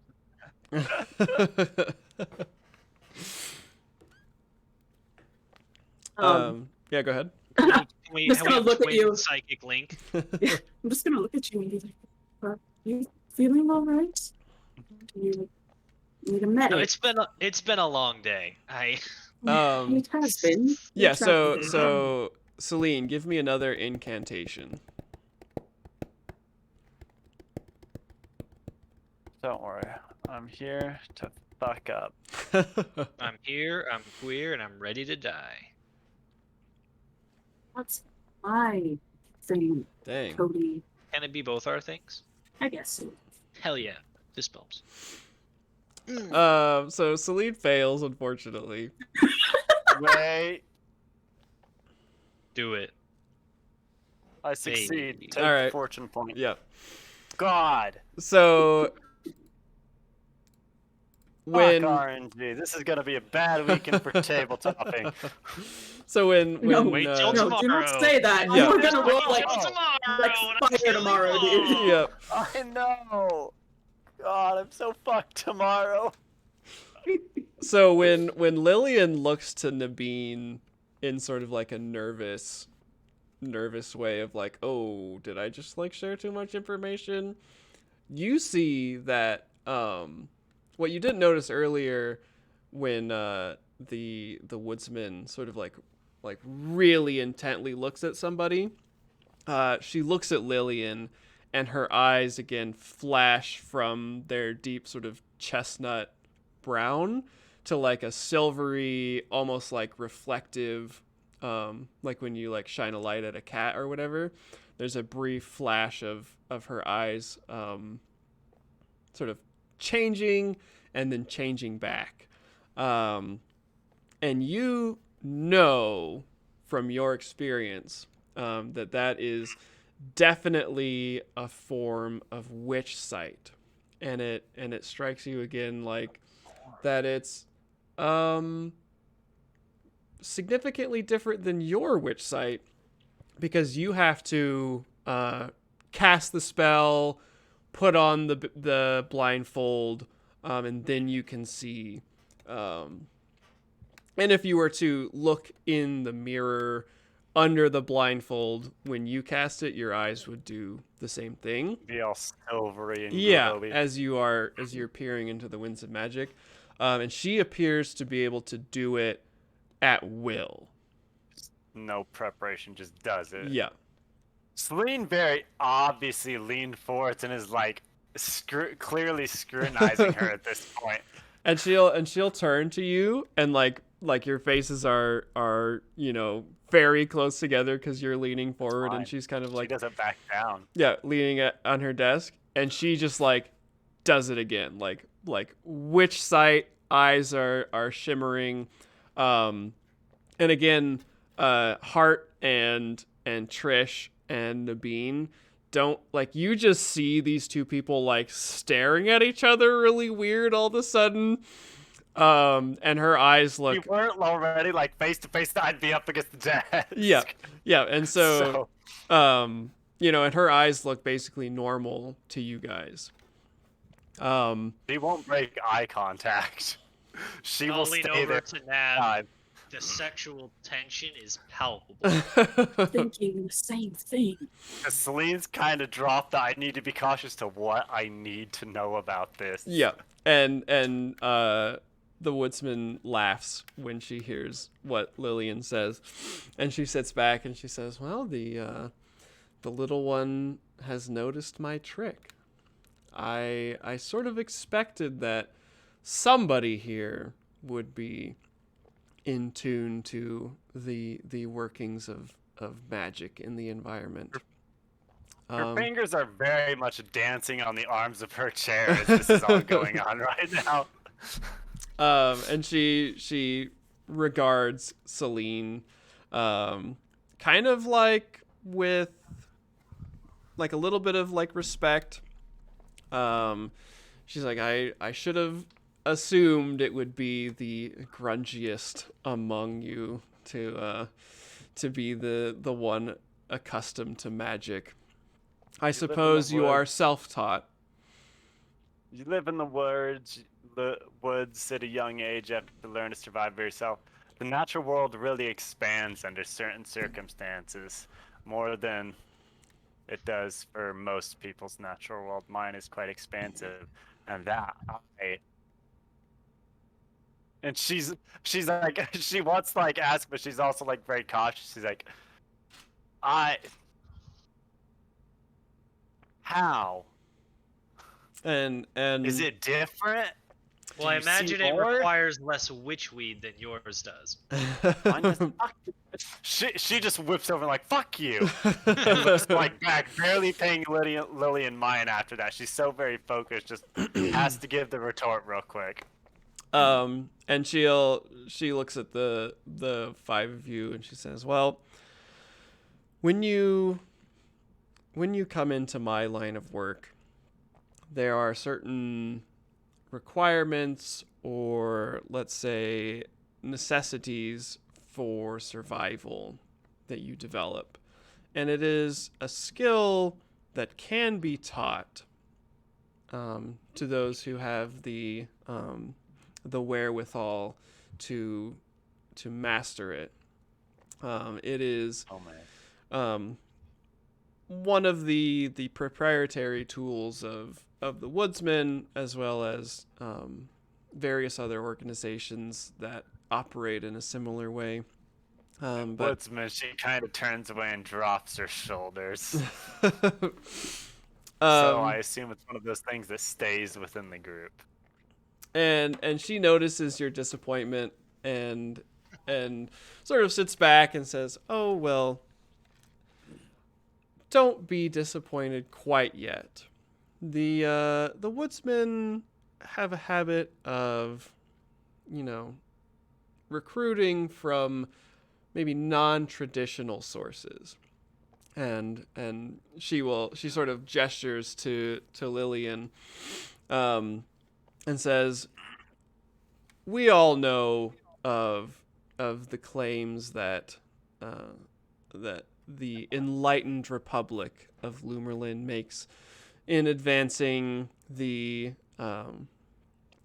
status and livelihood of non-human sentient beings, but one would suspect that one such as myself or our friend Lillian here would have a very difficult time advancing far in a traditional organization in Lumerlin, if you catch my meaning." And she'll sort of flick her one elf ear on the right side. And I'll clap the metal on my leg. Yeah. And so Nab just looks baffled. and so she We don't get parades, but when they need something done, they know who to go to. yeah, and so she notices Nabeen's facial expression, and she turns to you and says, "Don't be so incredulous, Nabeen.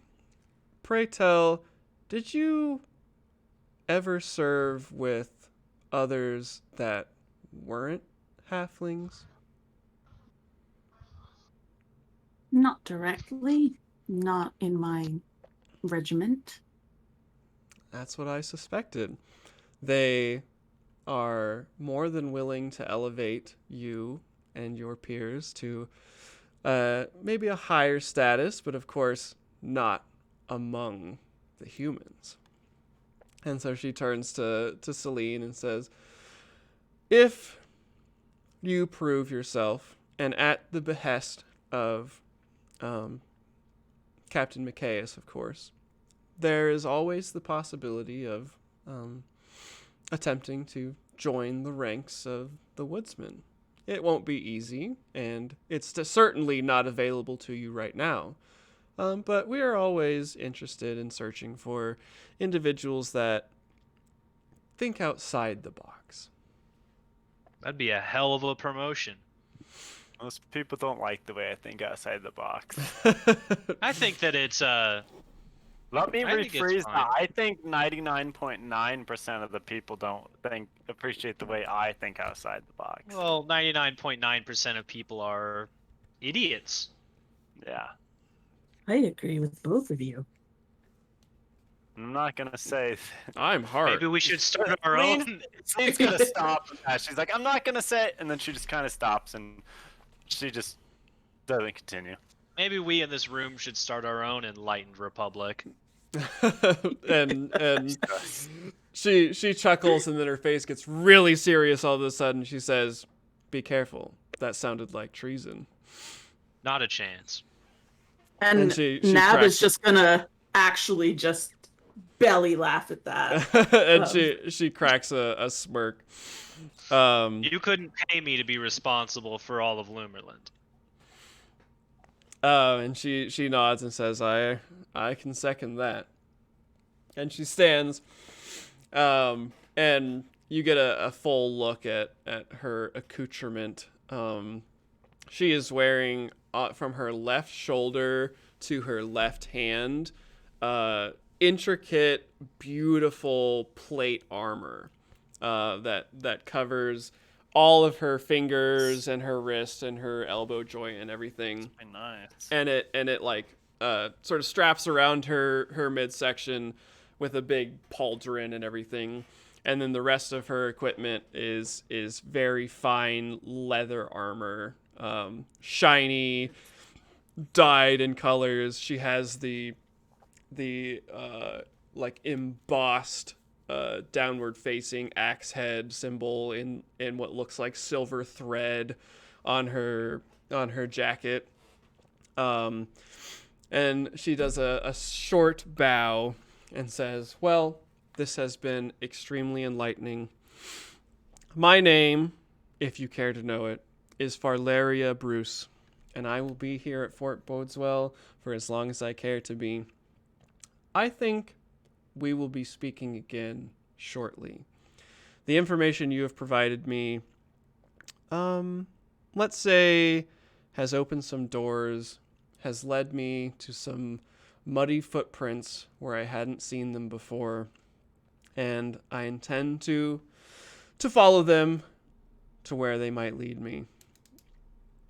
You may go, Sash Bearers, but know this, perhaps I feel myself as maybe a distant kindred spirit to those of you who find yourself in a situation maybe not of your choosing and not of your own fault."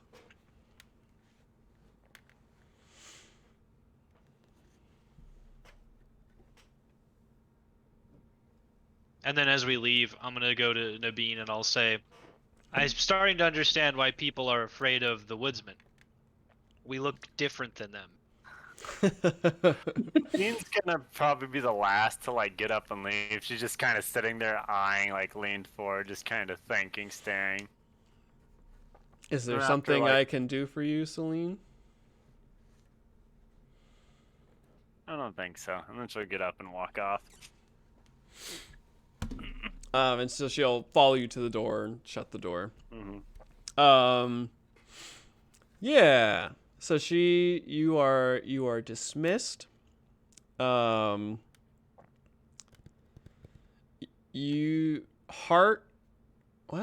actually, we didn't roll for Heart's bandages, but Celine is definitely still injured. Yeah. And you all should be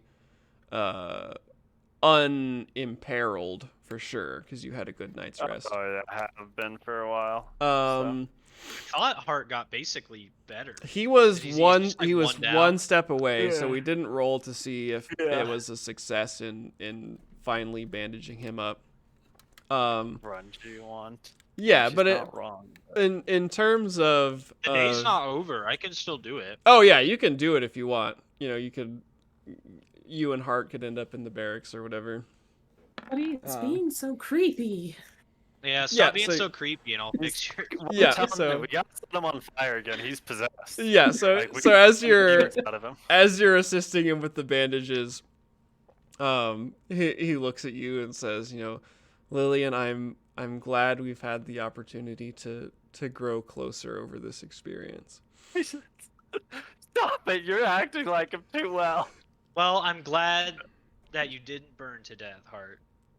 And he shakes his head, and you can tell that like the very slow gears are turning in his head as he thinks about the experiences of the last few days. So Celine's I'll probably finish in here while bandaging him up, and I'll clap him on the shoulder and go, "You are Hart." And he's like, I am Hart. He just screams because he has like Ah! burns covering 80% of his Yeah. body. You like pop a bunch of blisters. This is Like that's part of the heal check. Yeah. Oh shit. At the whole like, I'm glad you didn't burn. Celine's probably, because she's probably grabbing her bag to go to Phineas. She's probably gonna be like, I kind of wish you had burned.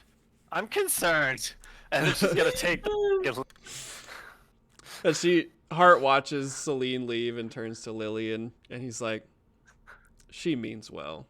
I'm pretty sure she likes me. You know, I just watch it all and I'm just like looking back and forth between them. Like, these people are so weird. I don't think even she knows what she thinks at most times. And Hart, like, She he laughs, but he clearly doesn't understand the Doesn't joke. get it He's at like, ha ha ha, yeah. Shit. Yeah, and so you four notice that Trish doesn't return to the barracks with you after meeting with She's got Valeria. shit to do. He probably thinks that she's better than Valeria, us. City of a Thousand Skies or something. Yeah. What was that movie called? Valerian, City Valeria, of a yeah. Thousand Suns. Yeah. So her name is Farlaria. FAR. I definitely spelled that wrong. Yeah. FARLERRIA. Farlaria. So close. Friggin' elves. Last name BRUSS, pronounced Oh, Bruce. shut up. You could even It's like put that you could one put an song by ELO. yeah you could put Brussels a you could sprouts. put an umlaut over the U for the official Bruce action. Gotta The roll official that R, Bruce man. Springsteen. Yeah. Bruce. I can't roll my R's. I'm really bad at Bruce. Rodriguez. Like a Brewski. Do I have time to go talk to Dorn? Yes.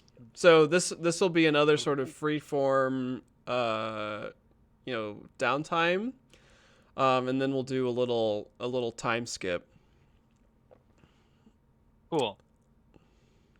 I want to go talk to Dorn. Yeah. I actually have a few things I want to do. I've been preparing a lot of things. Sure. Yeah. Anyone who wants to come can if they want to. Yeah. So Dorn, Dorn Popper is the fort cook. He is the regimental, what is there's a word for it. SE? Yeah, like provisioner. And so he preps all of the meals and the rations, and he's a giant asshole. Oh, he's an LS chief. Got it. Yes. And so the Sash Bearers have heard from the soldiers that Dorn really likes rare ingredients. And so if he can get his hands on any sort of like special spices or ingredients or whatever, he might actually crack a smile. But physically, he looks exactly like the food critic from Ratatouille. And so he's just this, Delightful. I saw that movie. I can picture him now. yeah. So he is just this giant sullen jerk who cooks amazing food. Yeah, and so he really likes Lillian's cats, which you guys just learned, and he hates everybody else. I will go with you because Nab, like me, is fond of cats, and I want to meet the cats. Oh yeah, Yeah. and I mean, on your travels to the fort, I am sure Lillian has like, oh my god, I'm so excited to see my freaking cats. Oh yeah, for sure. Yeah. No, yeah, and once I basically like as part of this, I'm gonna collect them again and bring them back so they can start sleeping under my bed again Yeah. Yay! in my little box We for them. live in the same barracks, so Nab's really. Yeah. She doesn't show it, but she's absolutely like ecstatic. Yes, about this. cats. Just nod your head and inside just. Yeah. Exactly. All right, so you travel to the kitchens where Dorn holds sway. So I'll go. Hey, Dorn. Just wanted to return some things to you that we didn't use out in the field. So I'll give him a couple of the rations that we didn't end up Yeah. eating. And he'll sort of 'Cause they gruffly keep, I'm assuming. take them and shelve them on the because they're like paper wrapped rations or Yeah. whatever. He shelves them with all the other non-perishable, wrapped rations that are prepped. I hear you've been enjoying my cats. And he like turns his head towards you, and he says, "Your cats?" Well, yeah, kind of. Were you the one who brought them to the fort? No, but I was the one who saved them and ultimately has been wanting to take care of them. And he looks at you like closely. He's like, "Can anybody confirm this story?" I don't know. Is the Captain Rosetta? Rosette, yeah, she is still Rosette. at the fort. Yeah. There Captain was, Rosetta, you could go and there chat was, with her, I'm There was sure. one other individual that could more. Yeah, Colic. Yeah. Okay. Yeah. So he like raises an eyebrow and stands up straighter. And he's like, "We'll see. I am very fond of the cats, and if they happen to be yours, then I suppose we can share custody." Yeah, no, that's totally fine. Yeah, I actually found a couple of things out there that I thought that you would appreciate. I'm not much And of a cook. Under his breath, he's like, "I doubt it." I'm not much of a cook, but I was able to, through some very serious bartering skills, get these off of a halfling, if you'll believe it. And I will present him with the jar of moral mushrooms. And he takes it and he opens the jar and he sniffs and his eyebrows like raise immediately, and then he like conceals the facial expression, and he looks at you and he looks at the jar and takes one out and like bites it very daintily and does the ice cream man like like aerates Aerate it. yeah aerates it or whatever, For vanilla. yeah, puts it back in, There and it is. he That's 10. closes the jar and he says, "These are exquisite. Thank you. This is probably the best mushrooms I've seen in years." And he'll Well, if you think that's good, now you best prepare yourself, because I have some probably royal adjacent cheese that I am very fond of. and he sets On the you. jar down and leans forward and he says, "Did you have to kill somebody to get these things?" No, but the owners of the farm had already been killed, and I did try to save them. and he kind of furrows his brow and he says, "I suppose that's good enough." And I will present him with one of the second to last of my two remaining wheels of aged brie. Okay. And he takes it and cracks the wax seal and again smells it and takes a bite of it, and he straightens up and he's silent for for like 15 seconds looking at you, and he says, "Well, criminal, this is quite impressive. I have to say, the fort will be eating fancy for the next few days. It's been a long time since I've been able to make something nice."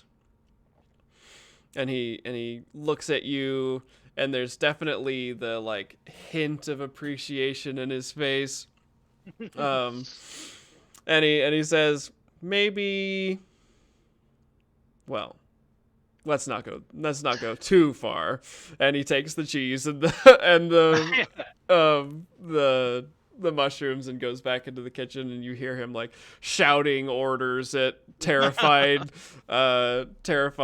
cook's assistants about, prepare for a stew, we've got new ingredients, and someone's like, "Oh my god," like running, "Get the butter." I'm just gonna turn to Lillian once he walks out of the room, and I'm just like, "You told me there would be cats here. I don't see Yeah, so a I think single cat." Lillian like was getting them from the kitchen. Mhm. Yeah, so they are in the kitchen like doing cat things. And you guys can see them. Getting fur in the stew. And I'll Yep. scoop them up, and I'll take Luna, and I'll give you Scout. She's Yay. Calico. Yeah, I so love there's it. one black cat and one calico cat. I'm just gonna like dart into a corner and just like snuggle and like baby talk the cat, but like very surreptitiously. Yeah, like looking over your shoulder at Yeah. Lillian. This is my She can- cat. she And can't I'm gonna- know our secret and- conversations. And can just she? like we're having No. like a sleepover thing, I'll be like, "But don't worry, I kept one of the wheels of cheese just for our berry." And I'm gonna be like, finally someone in this group shows some form of intelligence. Yeah, well, I think that we're generally a pretty intelligent group, just the rest of us are not terribly good at showing it. Is that what it is? Well, heart aside, everyone else, yeah. Yeah, That's it's a just gonna- shame, because I always see Celine as very intelligent, but intelligence is actually her lowest stat. I'll be damned. Yeah, You no, have high willpower. I feel that. Yeah, but granted, I do have like a 6 intelligence bonus, so that kind of makes up for it too. My lowest stat by so much is perception. I can't see fucking anything. Yeah, I can relate. I mean, my Who can relate? third highest is fucking fellowship as a gnome. Yeah. Yeah, same. Both Actually, no, same. Yeah, exactly. Lillian and Nab give me just a flat awareness. Weird. I just said I'm bad at these. I know. I have a +5. That's why to he's this. making us do it. A plus. You know what? A +5 to awareness gets you? Fucking nothing. Increased range on the range attacks you don't use. All right, yeah. Wah wah. So- Wow, that's really That's bad. what I Yeah. Guys, we're said. doing fantastic. We Yeah. almost Good job. You guys are Nice roll. you guys are nailing it. 69. I think that should be an automatic. That's the success. sex number. Can we home rule that? There should be a house rule that We're gonna get 69. rid of 100 is no longer the critical 100% success. Yeah. 69 is the critical There you success. go. It's actually one. But only if one you is the notice it. Yeah. yeah But only if you Oh, notice yeah. it and go, yeah. nice. Nice. I like this. I like that. We're fucking 4. I We swear to no. God. We could. How about we could literally 12. do. We could Neat. do a spend a fortune point to make a 69 a success. If you notice, I will 100% I follow like it. a. I like It'd be a that. critical success. Okay, yeah. We I'm could, not going to use it on this, but Yeah. I Okay. like that. I like Alright. that home rule. I'm That's writing it down. Yeah, house Yeah. rule. We're gonna write it down. Oh yeah. Spend a Because I was gonna say it should Fortune. be critical success. Because apparently Point I'm to a make 14 a boy. 69. nothing a wrong with being crit a 14-year-old boy, except the fact that you're a Except for 14-year-old one- boy. Yeah, and when you're a 30-something-year-old We're a woman. bunch of fucking children. Don't worry, you're a better Yeah. person as a whatever your age is, woman. And at 14 years old, I was a piece of shit. Oh, so was I. But I was a really good student. I was definitely a Oh, piece yeah. of shit, though. Schoolwork is a whole other thing. Yeah, for sure. Schoolwork is I was not straight a sign of A's. morality. Yeah, I was straight A's, but All right, new house rule. It's written on the 14 board was now. like a fun year. Cool. Yeah. So you don't notice the thing that you would have noticed if you would have succeeded. Cool. Let's have a conversation about the thing that we missed. So I just actually, feel like there's something. yeah. There's something on the tip of my tongue. So both of you are so enamored with the cats. They have Rightfully so. noticeably grown a little bit because kittens grow Yeah. quickly. Real fast. Especially if you haven't seen him for a week. Yeah, so it's been a week. They put on some weight. Dorn is clearly feeding them well. They're getting all the mice. Yeah, and they've been demicing and de-ratting the fort.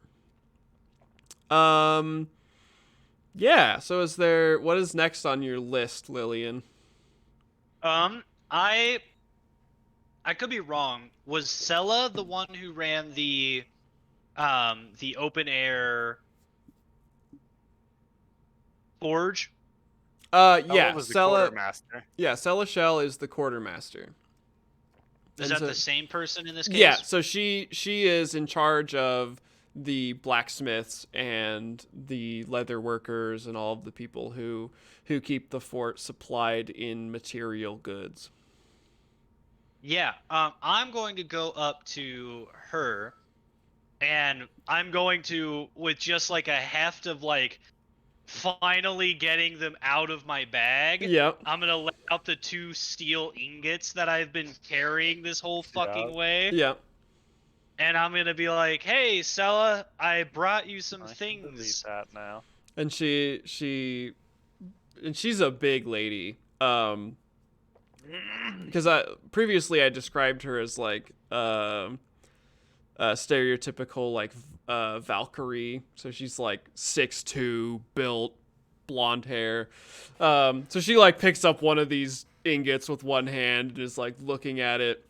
And before she even like says anything to you, takes it like into a back room, and she comes out with like this big leather like roll thing, and she like rolls it out on the counter dramatically, like where you would keep like lockpicks or whatever, but it's full of like all of these like blacksmithing tools and like jewelers, like fucking what are those things called, the loop, like a jeweler's loop in there, and stuff like that.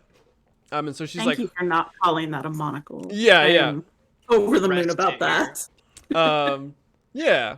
And so she takes out this like Valkyrie with a monocle and a top hat.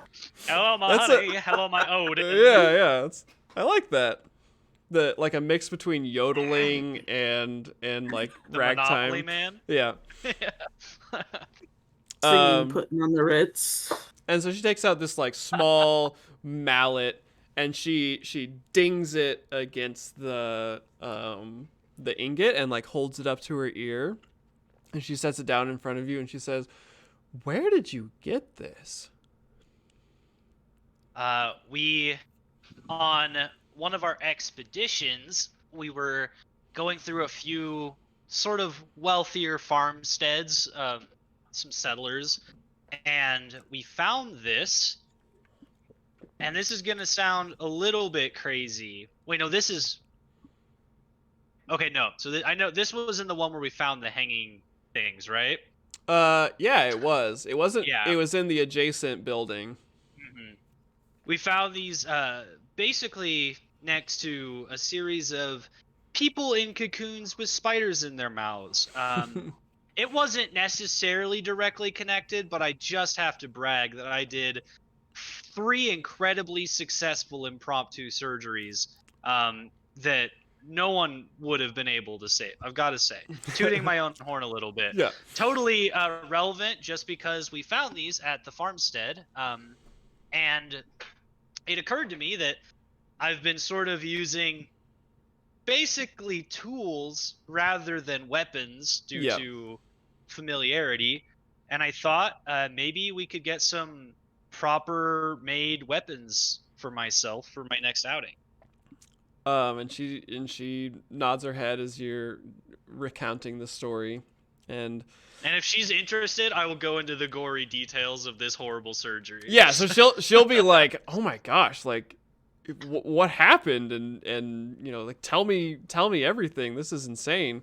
And so she very much appreciates the goriness and the horror of it all. Yeah, 'cause she's like badass. Yeah, so she's seen some shit. And she's like, you know, that is like the third most ridiculous story that I have heard from people coming back from Boshake Tadberg. That's pretty low on our list of things. It's just something I'm very proud of because it wasn't us killing something, it was us actually saving some folks, which it feels like we didn't get to do as much as, you know, you always wish you can. Yeah, and she nods her head and she's like, I can, yeah, that's definitely a sentiment that I can share. But yeah, this steel is incredibly high quality. This is, you said you found it at a farmstead? Yeah, I was a little bit surprised too. You know, it didn't look like they were just doing horseshoes. They were doing some other stuff as well. That's interesting, and it's still in ingot form, so they were probably planning to do something with it. And she clearly like is racking her brain. She's like, maybe like for breaking rock, like maybe making a pick or some kind of like horse-drawn tool or something. But yeah, this like if Wow, you maybe. yeah, if you want to have this made into a weapon for you, it will make a very fine implement. Whatever what did you have in mind? I was considering a pair of war axes. Those are the smaller ones, right? I Yeah, always get battle and war weapons mixed actually, I up. think it is the other way around. Battle axe. Yeah, and a battle war axe. axe is the Yeah, big one. yeah. Okay, so I was thinking a pair of battle axes. And she sort of hefts the two ingots, and she's like, yeah, I mean, there's definitely enough here for two high quality axe heads. And you know, our forge master, just I'm sure he will be ecstatic just to work with something this high quality. We can. I don't suppose you came across some aged yew or anything for axe hafts. I was surprised at my talent to find the metals, frankly. Not quite an expert on the best trees for weapon crafting. And she nods her head and she's like, I suppose you can't win them all. We can, you know, we've got materials here to furnish some handles. Yeah, we can, you know, I'm sure we'll put something together for you. With these ingots, there's no problem in getting this made. It'll take some time, obviously. Sure. But it is you know, fortuitous that they're unworked, and so we won't have to melt anything down or anything. We can just get started right away. Well, I really appreciate it. And I'll look over to Nab, assuming that, are you still with me? Carry the cats around? Absolutely. So Nab, you have to tell me, was it Sella's arm that you twisted to get those guns? I didn't twist anybody's arm. They were issued to me. They're not the quality that I'm used to, but this is what I have. Yep. And Sella laughs and she's like, "No, I mean, you should have heard Matcha. She, you know, I haven't heard her talk somebody up since, I suppose it would have to have been when your dwarf companion Yeah. whacked her with that stick really good. She really liked that. It was it was maybe a little weird. Disturbing. Yeah, Yeah. I thought so as well. I was kind of getting maybe a little some interesting vibes there, but yeah, the day Nabeen got here, she just was showing everybody up. Definitely, maybe a little bit of jealousy among the ranks for a sash bearer coming in and just displaying aptitude far above what is expected. But considering her background, it's not surprising. And I'll speak up, just kind of smirking, just be like, I'd be happy to show the ranks how it, I'd be happy to put them through their paces if you'd like. And she nods. She says, I mean, it's a shame the situation we're in, obviously, as wearing the sash and all, there's something that ended you up here, and that won't be possible yet. But we do know that the sergeants here, we do recognize talent when we see it. Yeah, can't have the criminals showing up the real soldiers. And she nods her head. She's like, I mean, you're speaking the truth there. We would have a mutiny on our hands or something. You wouldn't want that.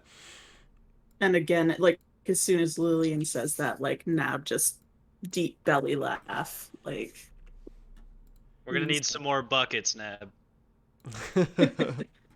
Indeed. Maybe we could requisition one of those from your friend We'll here. have to requisition some buckets. Yeah, some high quality castle forged buckets. Yeah, you would be surprised at the wonders that they do towards racism. And she'll chuckle and she takes the 2 ingots back to the clinking forges behind her. And as she's going to leave, I want to look at her and I'll be like, can't wait to see how you work those. And I'll give her a wink. And she looks at you like kind of weird. Nab's gonna like glance over at you and like grin. You should roll charm. Yeah, sure.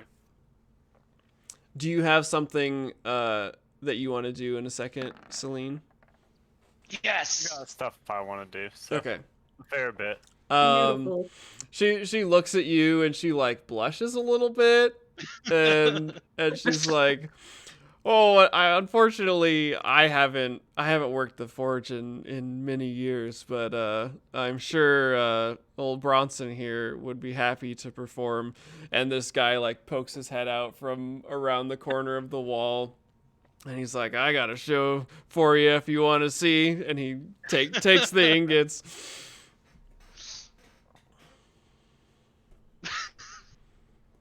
What's like, well, It's like passing the buck on someone flirting with you. I don't Yep. know how to deal with that. Yep. And as she like is kind of hurriedly going around the corner, she's like, those will be ready in a few days. and I just kind of pat Lillian on the back. I'm like, well, would have worked on me. You win some, you lose some, friend. And how? All right, let's go eat some cheese.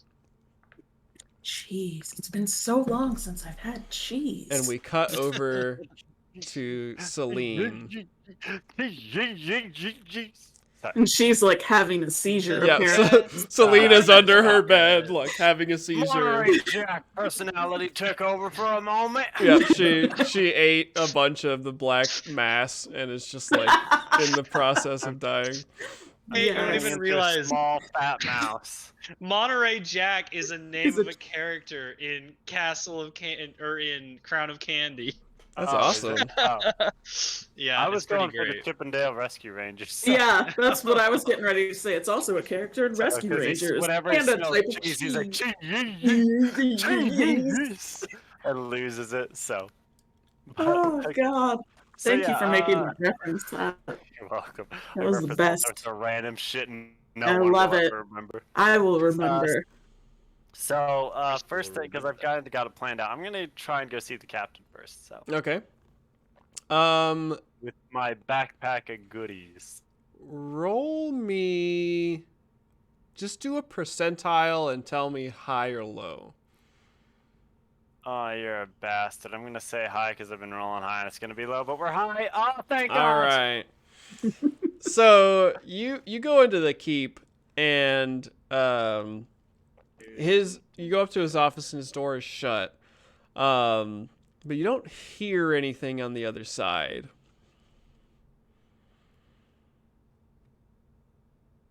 I'm gonna knock. Just gonna knock. And he answers. He opens the door and he looks at you, and there's like a whole like series of emotions that go across his face of like surprise and like curiosity, and That's then the like happiest I've ever seen Nate look. and then maybe like a smirk, You, and then you he's have to see the like, picture I photobombed recently. and then he's like, yes, I did see it actually. yes, Nice. Celine. He's like, oh, obviously I came to see you, but for what reason is it of that is you should let me in? And he's like, I suppose I have a little bit of time, and he'll go back to his It's very desk. like little obvious yes. Hell yeah! The By that you mean you do like the tiny full little on gnome Kevin hand. McAllister Yeah. going just like down on one knee like yes. Not quite that much, but kind of there just a little yes.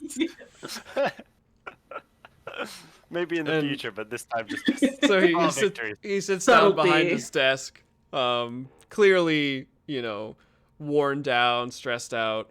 So he's like, what? So what is it that you needed?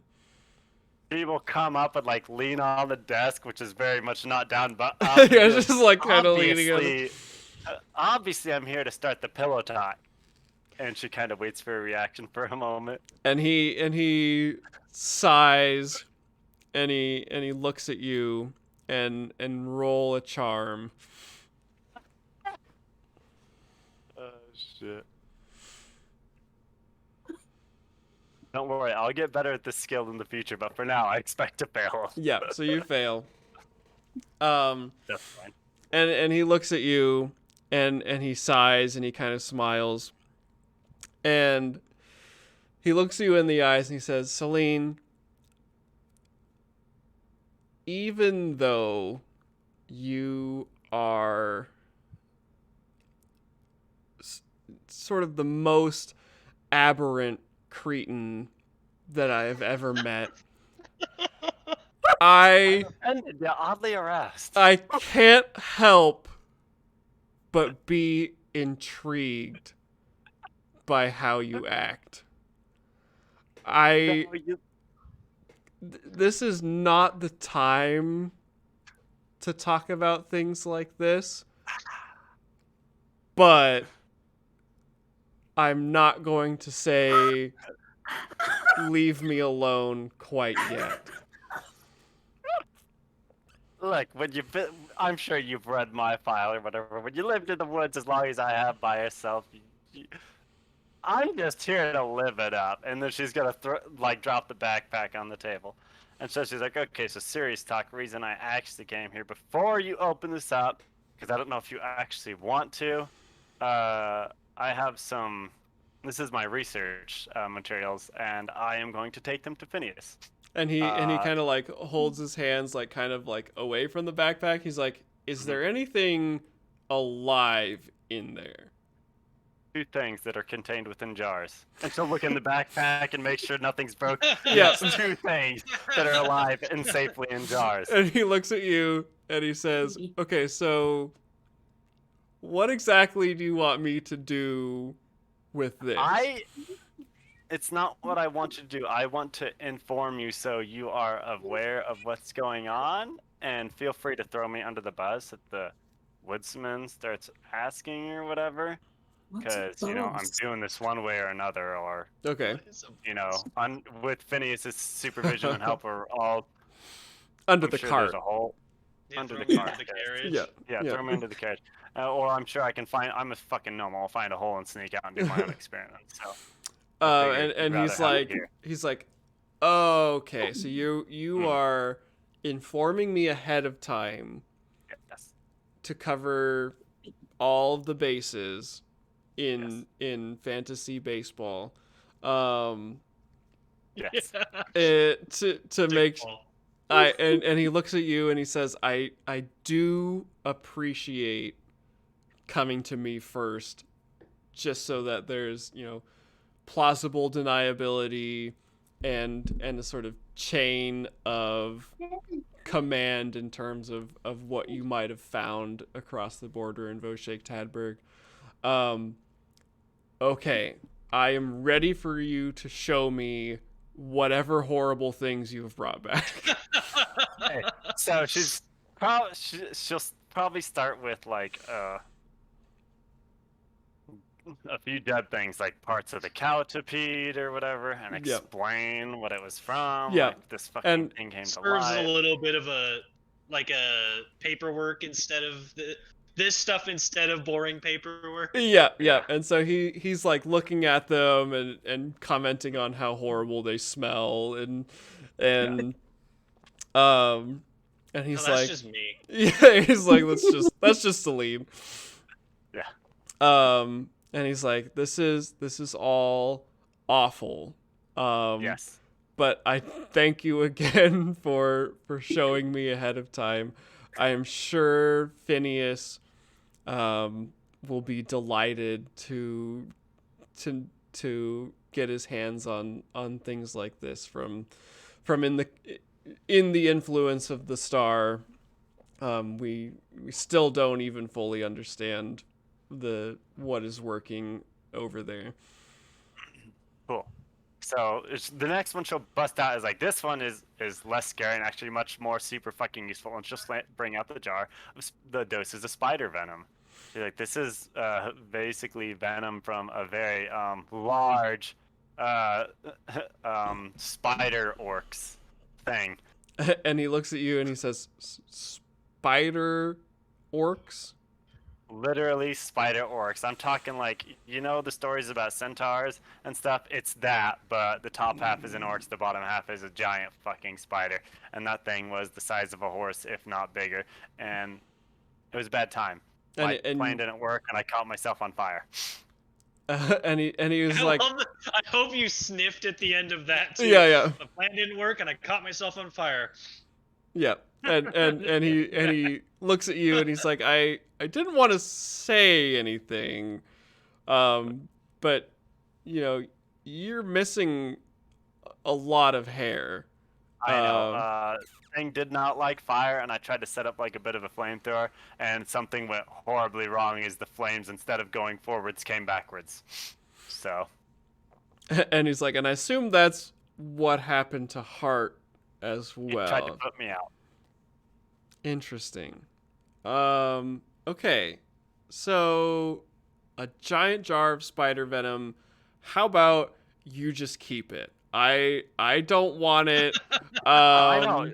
He's like, she was going through and showing her. Does he not want to see everything? Yeah. When he's like still kind of confused at like the like what he's supposed to do with all of this like show and tell. Well, he made it seem like he wanted to see it. I was like, let me see it. I'm like, okay. Yeah, so he's like, if you think you or your fellow Sash bearers can use a giant jar of spider venom in the field, Any venom. feel free. If you want to give it to Sella, I don't know if you should keep it. You should definitely probably just keep it. You should definitely just keep that away Anti-venom. from me. Yeah. He's gonna help me make anti-venom. We got Slides it across. He just like slides it back to you. He's like, that's very interesting. Next thing, since I already did talked about the spider thing, she'll bring out the spider guts and the claw in there, and the actual living spider and the spider babies that are dead. Yeah, and he, when you bring out the living spider, basically all of this material, he is like, nope, okay, yep, that's really you should put that back right now. I've seen plenty of this stuff. I believe you. Whatever happened. Well, you've given us some great credibility for the future Yeah. for our crazy fucking stories. Does he want me to stop showing him things or just take away that? And he looks at you. He's like, "Is there anything worse? I hate spiders in terms of things that I don't like." For you, that's probably the worst. Maybe this other thing that it's not really spiderish. It's more like she probably doesn't even know what an octopus looks like. She's like, I don't know. It's tentacly. Yeah, Like a you might have like sponge. read about an octopus Yeah. or something like that. So you bring out the black mass. But not yet. She just kind of Okay. she'll show the page from Corna's book. She'll bring out she's gonna bring out like the Boogan baby and explain like how Boogans are made. Like, And he actually That I'm sure is. yeah, he's like initially sort of repulsed, obviously. But when you sort of launch into the spiel about like, oh, like they were growing mushrooms out of the bodies of these people and the Boogans were coming out, he becomes all business and he actually like gets out a piece of parchment and he starts like taking notes and he's asking questions about like, okay, like was it like one Boogan per body? Was it, like was it in some kind of like a cave or a, and so he's basically gathering yeah, information. She'll explain it as thoroughly as she can, like what she remembers and like how it was in the keep on like a fucking second floor, and Yeah. kind of like what it was like and all that stuff. So Yeah, and so he takes very detailed notes about that, and he says, Celine, as far as I know, the Lumerlin military did not know this information. There, in terms of combating orcs war hordes, Boogans have always been a nuisance or a recurring problem. But possibly in the future, this information that you provided me could make a big difference in those campaigns should they ever arise again. well, this next bit could too, but this one is going to be exceedingly controversial.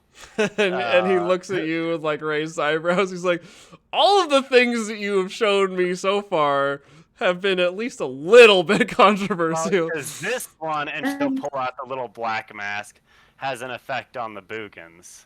Can I tell you guys really quickly Yeah. how I pictured that last exchange going about how Boogan babies were made? It's just that scene from Addams Family Values where the little girl's like, Mm-hmm. And then Mommy kissed Daddy, and the angel told the stork, and the stork flew down from heaven and put the diamond in the Yeah. cabbage patch, Yep. and the diamond turned into a baby. our parents are having a baby too. They had sex. Sex. Yep. Very and Sorry, that was Captain- very like vivid in my Yeah. head. The mushroom grows out of the corpse. The Boogan grows inside the mushroom, inside the corpse, in a hole in the bog down in the valley. Yeah, yeah. Oh, the Boogan And the whole bog the whole down in the time, valley. Captain Wish I had my Micaeus is banjo like down here. vigorously taking notes. He's like, hey, the bog, and then there's the hole, and okay, yep, Don't forget about the valley though. yep. Jesus Christ. Okay. Oh my god, Yeah. I want to rewrite that whole song. Let's do it. I'll Bust perform out it with the you. black mass. And he is intrigued. He like leans close and looks at it, and he looks at you and he says, "Is this alive?" Kind of. I've kind of messed with it a little bit, and turns out if you cut it apart, you can put it back together, and it's like you never cut it apart. But basically, it's what held the cow to pee heart like center together, and I don't know if you want to keep this one off the record. I don't know how the Inquisitor's gonna feel. I feel like knowing some of this, she might be like, "Hey, maybe we should recruit her because she's already kind of interested in me. But anyways, that's a different. Yeah, That's, and he's something like else. trying to follow Celine as she's Sorry, like sorry. rambling. She's very uncertain about Yeah. that whole thing right Yeah. now because there's knowledge, but at the same time she's like, God, I'm stuck if I do that. Yeah. And she's like, so this one, we took it to an orcs mage who the Boogans were listening to, and that's kind of where we saw how they were made because we went up to her keep because we talked to her and she had a kid and we were trying to save the kid, but she wanted something from the monster. Well, this was it. She wanted this, and I don't know remember how much Lillian told me about, if she told me anything about it, like creating high orcs or anything, but he'll tell her, she wanted to like eat this because she felt the desire to, like really strongly, and this like orcs was very smart and intelligent and could cast magic and stuff, and didn't seem like a normal orcs, wasn't violent and angry, but was kind of nice. I kind of liked her talking to her and wanted to. And she gave me the page for magic, and because she didn't want it, and it's a better than the normal spell. It's stronger that she tweaked it. But anyways, off track. But Lillian managed to talk her out of not doing it and basically trying to work on being a better person. And she seemed honestly, truly grateful that Lillian stopped her, and she gave us the black mass. And so when we went downstairs to leave and go get the kid, the Boogans, instead of being all crazy, like going through there the first time, they were calm and all like eyes on me, and I could kind of herd them as I'd move around. They'd like avoid me and seemed very confused, but they seemed to have like some sort of I don't want to call it attunement or respect, but it definitely was. Yeah, I mean that's a fine an aura that they Yeah. kind of reacted to. yeah, maybe that was why they were kind of listening to her, because maybe she had something like this in her to some extent. Because Yeah, so continue. he like ponderously listening as he's watching it like writhe. Mhm. And he sits back and he says, "Well, it is understood, or at least talked about and has been recorded before, the idea of if you let a orcs war horde develop for too long, the way that you end up with a high orcs, war boss, the most dangerous of their kind, is through a ritualistic combat between high orcs. And scouts have recorded and reported watching these bouts of combat as a high orcs will defeat a companion in this ritual combat and consume their heart that is coursed through with black veins and pulsating material, and this consuming of the heart initiates the transformation into true high orcs, war boss, dangerous territory. This hasn't been seen in a long time, ever since the sort of taming of the wilderness and the development of technological nations. But yeah, this is I believe you. This looks to me to be some kind of, I'm not obviously very well versed in the workings of magic and the supernatural, but my assumption is that Lillian was correct in that if this orcs you met had consumed this mass, she would have ascended in some way to a higher orcs status. This is amazing. This is again, information and material that nobody in Lumerlin has ever had access to or had even been this close to. You should absolutely take this to Phineas, show him, see what he thinks. We can distribute pieces to the other forts. We can send some to the capital. We can, maybe this is a key in figuring out how orcs work and what we can do to protect ourselves in the future, especially given the circumstances. That's what I thought too, but we also have to be really careful because how are you with rats? and he's like, whiplash, like, okay, what? Total 180. Yeah. He's like, I gotta check rats. I'm okay with rats. You have Okay, something else? Like, what could be more than? Like, I'm impatient, okay? And I did my own experiments, and she'll bring out the rat. And it turns out that thing can bond with, like, I think anything. Like that black mass. So if we're going to ship it off, we have to be very careful because this thing, and I'm sure he can tell by looking at it, is no longer just some normal rat. This thing is... Does it look like it needs another new jar? It's not quite that big yet. Yeah. But it is definitely like getting bigger and like musclier. Oh my god. And like The jar's gotta hold it forever. give me a scrutinize. You probably need to put it in a cage. Like a Yeah, metal I'm cage. on it. It's a reinforced metal cage. I'm starting to worry. Come on. Nope. Yeah. So you and Captain Micaeus are looking at this rat, and it is looking back at you guys, and it's Analyzing. and it's not like scrabbling against the glass anymore or anything, and he looks at you and he looks at the rat and he's like, it's so big.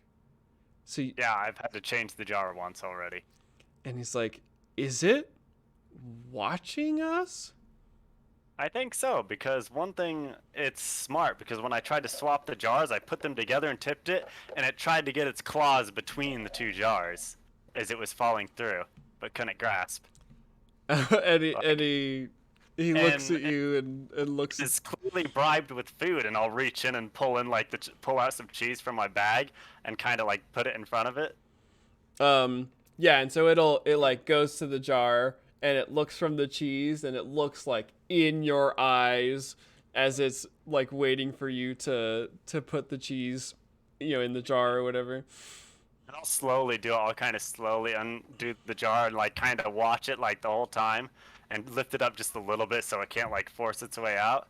And then slip the cheese through. As you're slipping the cheese through, it reaches up with a single paw and grabs the cheese with what you now notice are like little prehensile rat fingers. Holy fuck, it's got No. thumbs. Rats already have prehensile fingers. Yeah, so rats already have like Okay. paws that can flex. But they definitely can't like one hand grab something. So he's got like raccoon hands. Yeah, so the hands are It's the little baby possum. yeah, so it's like shit. way more developed than you would expect a rat paw And- to be. And so Captain Micaeus is like, what the fuck? That's and new to me too. Like I'm surprised it was that, because it was like very calm, just reaching up and grabbing it. yeah, so it sees you just kind of Holy crack shit. the lid and put the cheese in, and it doesn't like bolt forward or anything. It just reaches up and grabs the cheese and like kind of sits on its haunches and begins eating the cheese. Yeah. Holy shit. And so he's looking at that and he's looking at you and he's like, She's very surprised too. and he's like, I again, this is something, if we're going to ship out the black stuff, we have to be exceedingly careful as And to he's- who gets their hands on this. And he's like, I see. Yes. So the black stuff made the rat like this. Yeah, I wasn't sure how to do it. I didn't know if it would force itself down the throat or if the rat had to eat it willingly, so I basically cut the rat a little bit, and the black mass went into it willingly, and then the wound sealed up not too long afterwards, so. And he looks at you as you describe this, and he's like, I want Research. to reiterate that you are the most intriguing, abhorrible cretin that I have ever met. Jesus. I I just want to note that I legit wrote that quote down. he's like, I don't know what to make of this quite yet. I think you Either. should probably show Phineas. We should Yeah, we might have to maybe. purge the rat. So when did you do this? How long has it been growing? I did it the first night we got to the inn. Yeah, and so like then we went out. 3-4 days been from now. Probably, because how long were we at that place, Cody? You said like. I think it's been So 4 it days. was a day's travel away. We stayed there one night, so that's just one day of complete travel. Yeah. Second day we went out to the first barn, came back.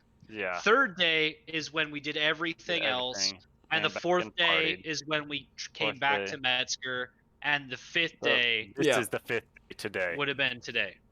1 plus 2 plus 2 And this plus 1. rat is probably more than doubled in size, or. Yeah, oh yeah. And so he's Okay. like, we at the very least need to put it somewhere safer. Yeah. I mean, if it has grown Yes, I know. this much in that little amount of time, I mean, And I That was guess only a small bit of the black mass too, not even like a large chunk. Very small. and he's like, oh, I mean, I guess until I can process what we should do with all of this, we should at least make sure that we're safe. I mean, Mhm. obviously it's still a rat, albeit a big, terrifying rat. Right. But if it's growing, we need to at least make sure that it's not going to escape. Yeah. I've been worried about that quite a bit. So if you show Phineas, and I'll talk to Sella, I guess, and ask for a cage or something. Mhm. And he's like writing notes down, and he's like, What a fucked up conversation this man was not prepared. yeah, and he's like, he's got like all of this new information. He's like, okay, again, thank you, I guess, for coming to me first, to show me all of these terrible things. And there was I the witch stone too, which so oh, do you show him that? yeah. Yeah, so he, in the middle of his sentence, he like looks at it and he's like, what is that? And you can tell that like he is very scared of it. It's witch stone. How much do I know about witch stone? Because out of character, I know it's used in certain alchemical ingredients to make potions, So you beneficial ones. you have maybe heard like whispers and rumors about Witchstone, but you don't know much about its like physical properties or anything like that. In the pre-cataclysm world, it's exceedingly rare. People would talk about it at the highest rungs of magical academies of, harvesting witchstone or creating it or whatever. But but yeah, it's he recognizes when you say Witchstone, and he is clearly like very uneasy, and when you're holding it, you also feel that kind of like uneasy weirdness, that it like sort of emanates, and so he's like,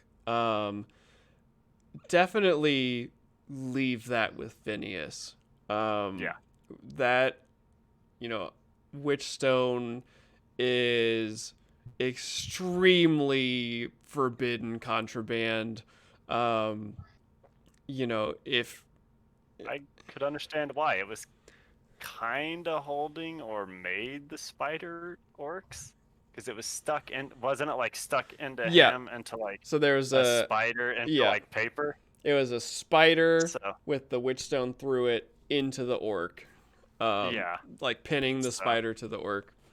And so he's like, that is something that Forelia will definitely want to know about. I have never seen Witchstone in my life before.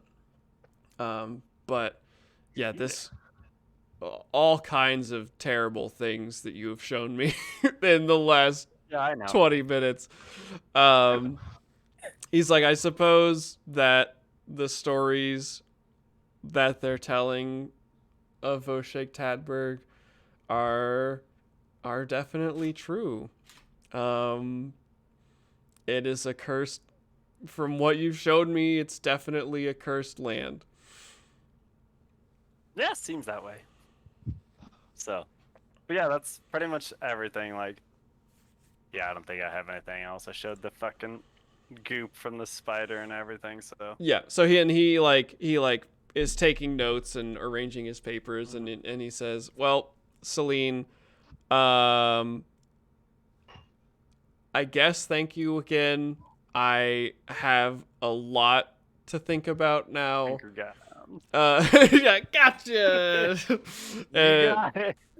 And he's like, I will let you know when we have a plan for some of these things. Phineas will definitely want to know. Agent Bruce is certainly going to have something to say about this. I'm sure. I can offer you the protection of being a member of the Fort Boatesville Sash Bearers. So I don't suspect that anything will happen to you personally, especially since you came to me. But yeah, just awful things that you brought back. Yeah.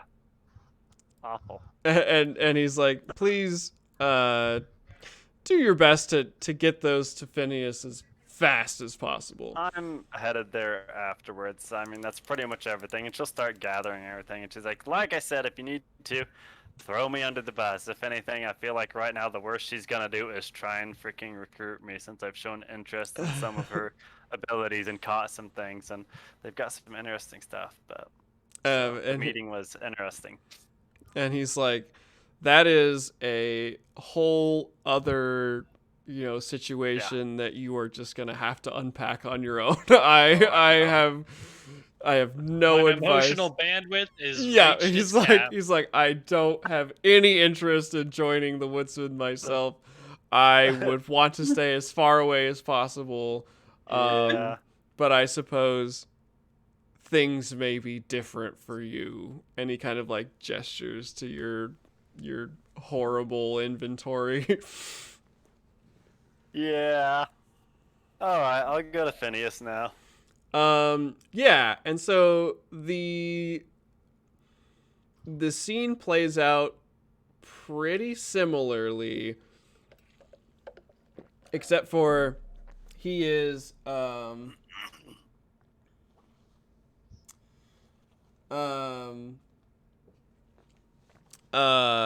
he is less horrified and more interested, but definitely like do you show him all of it?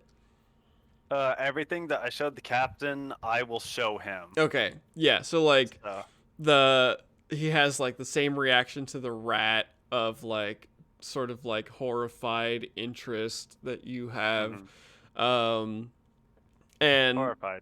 and he begins like sorting the various like spider parts and everything, and tells you that spider venom is a powerful paralytic, and could be useful if you were to say dip a weapon or a crossbow bolt or something in it. And then I'm trying to think. Then when you bring out the witch stone,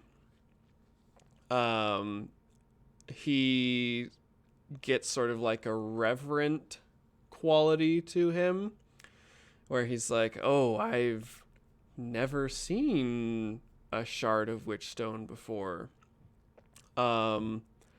And he looks at you holding it, and he looks at it, and he's like, may I touch it? It feels weird, and she'll offer it out.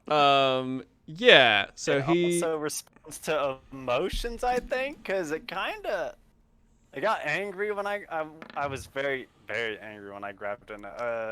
But it kind of almost like felt like it was feeding off it at the time, right, Hunter? Or amplifying it or something.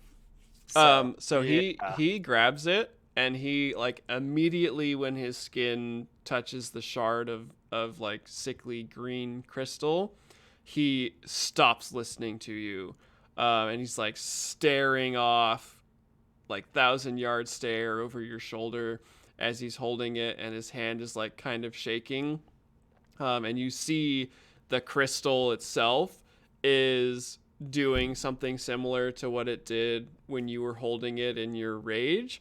It's that like clearly reacting in some way to him, like feeling it or whatever.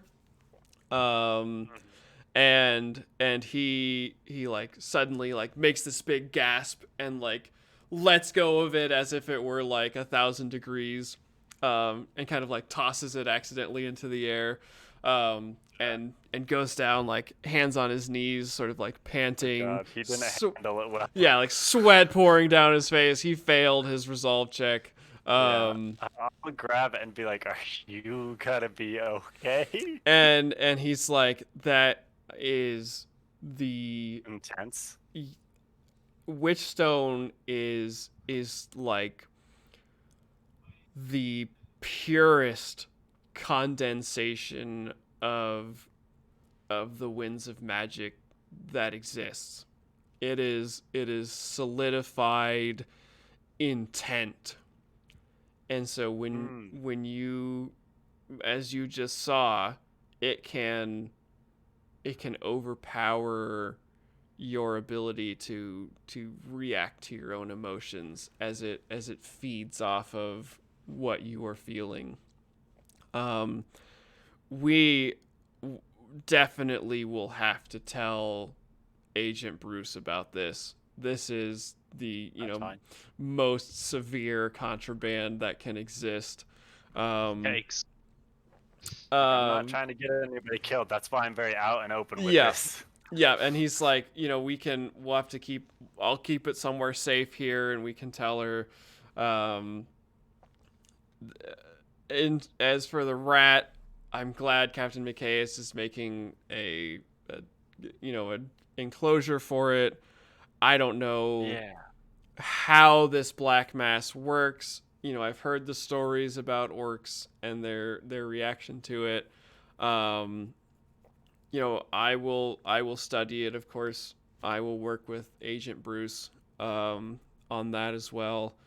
But wow. And he kind of looks at everything you brought him. We certainly have plenty of supply for mixing alchemy. He looks at you, he's like, this is just the worst stuff that you've brought back. it is. I know. You know, he's like, I Isn't am. it great? I That's am. true cavalcade of horrors. Yeah, he's like, I am well studied in the existence of magic and the supernatural, but what you bring back from the over the border in Boshek Tadberg is just constantly awful.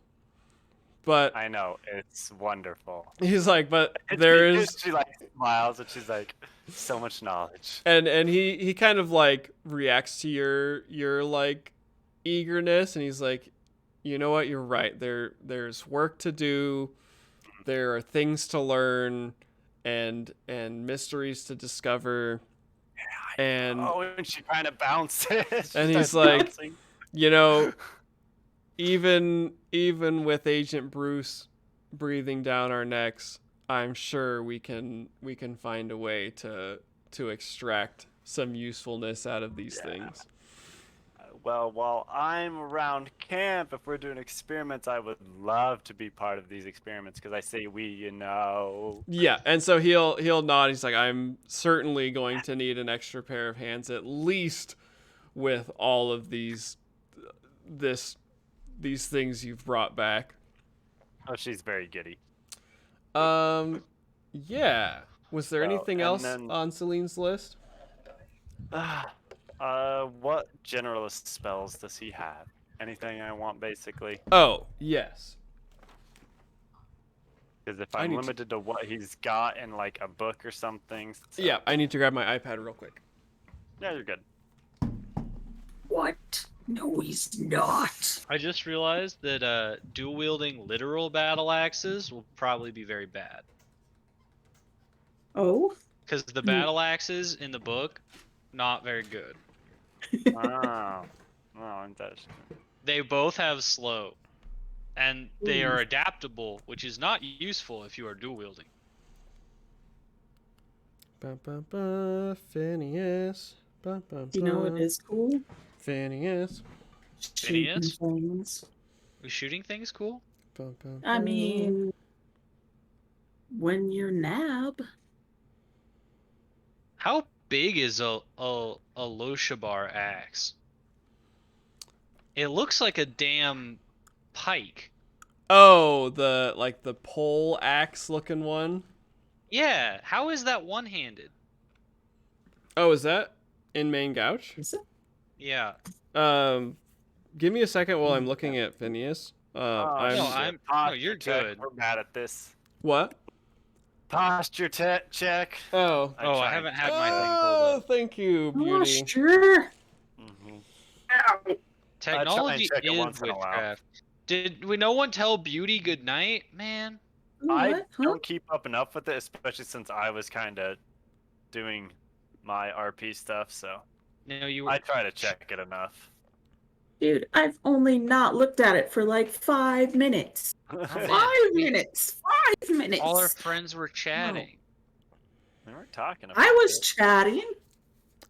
So he has I don't even know who those people are. he has Sorry. anoint weapon and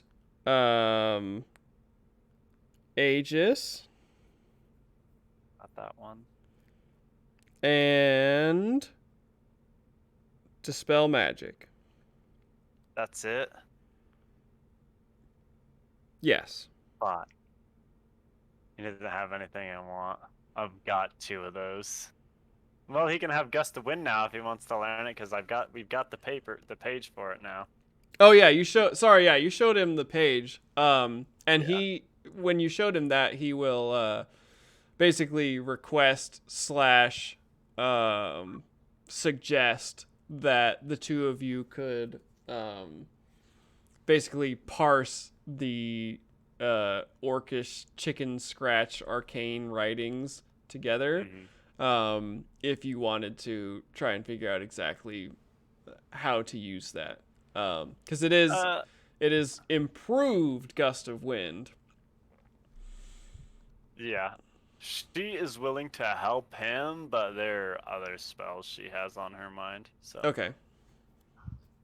Because I want to get my hands on Hasten and or Hush. So hush at some point, but hasten first if I can get that. Yeah, so But I'll you take whichever I can first. yeah, through your studies, you are able to sort of spontaneously learn. You know, when you spin the RP, you can learn spells. And Wait, are you saying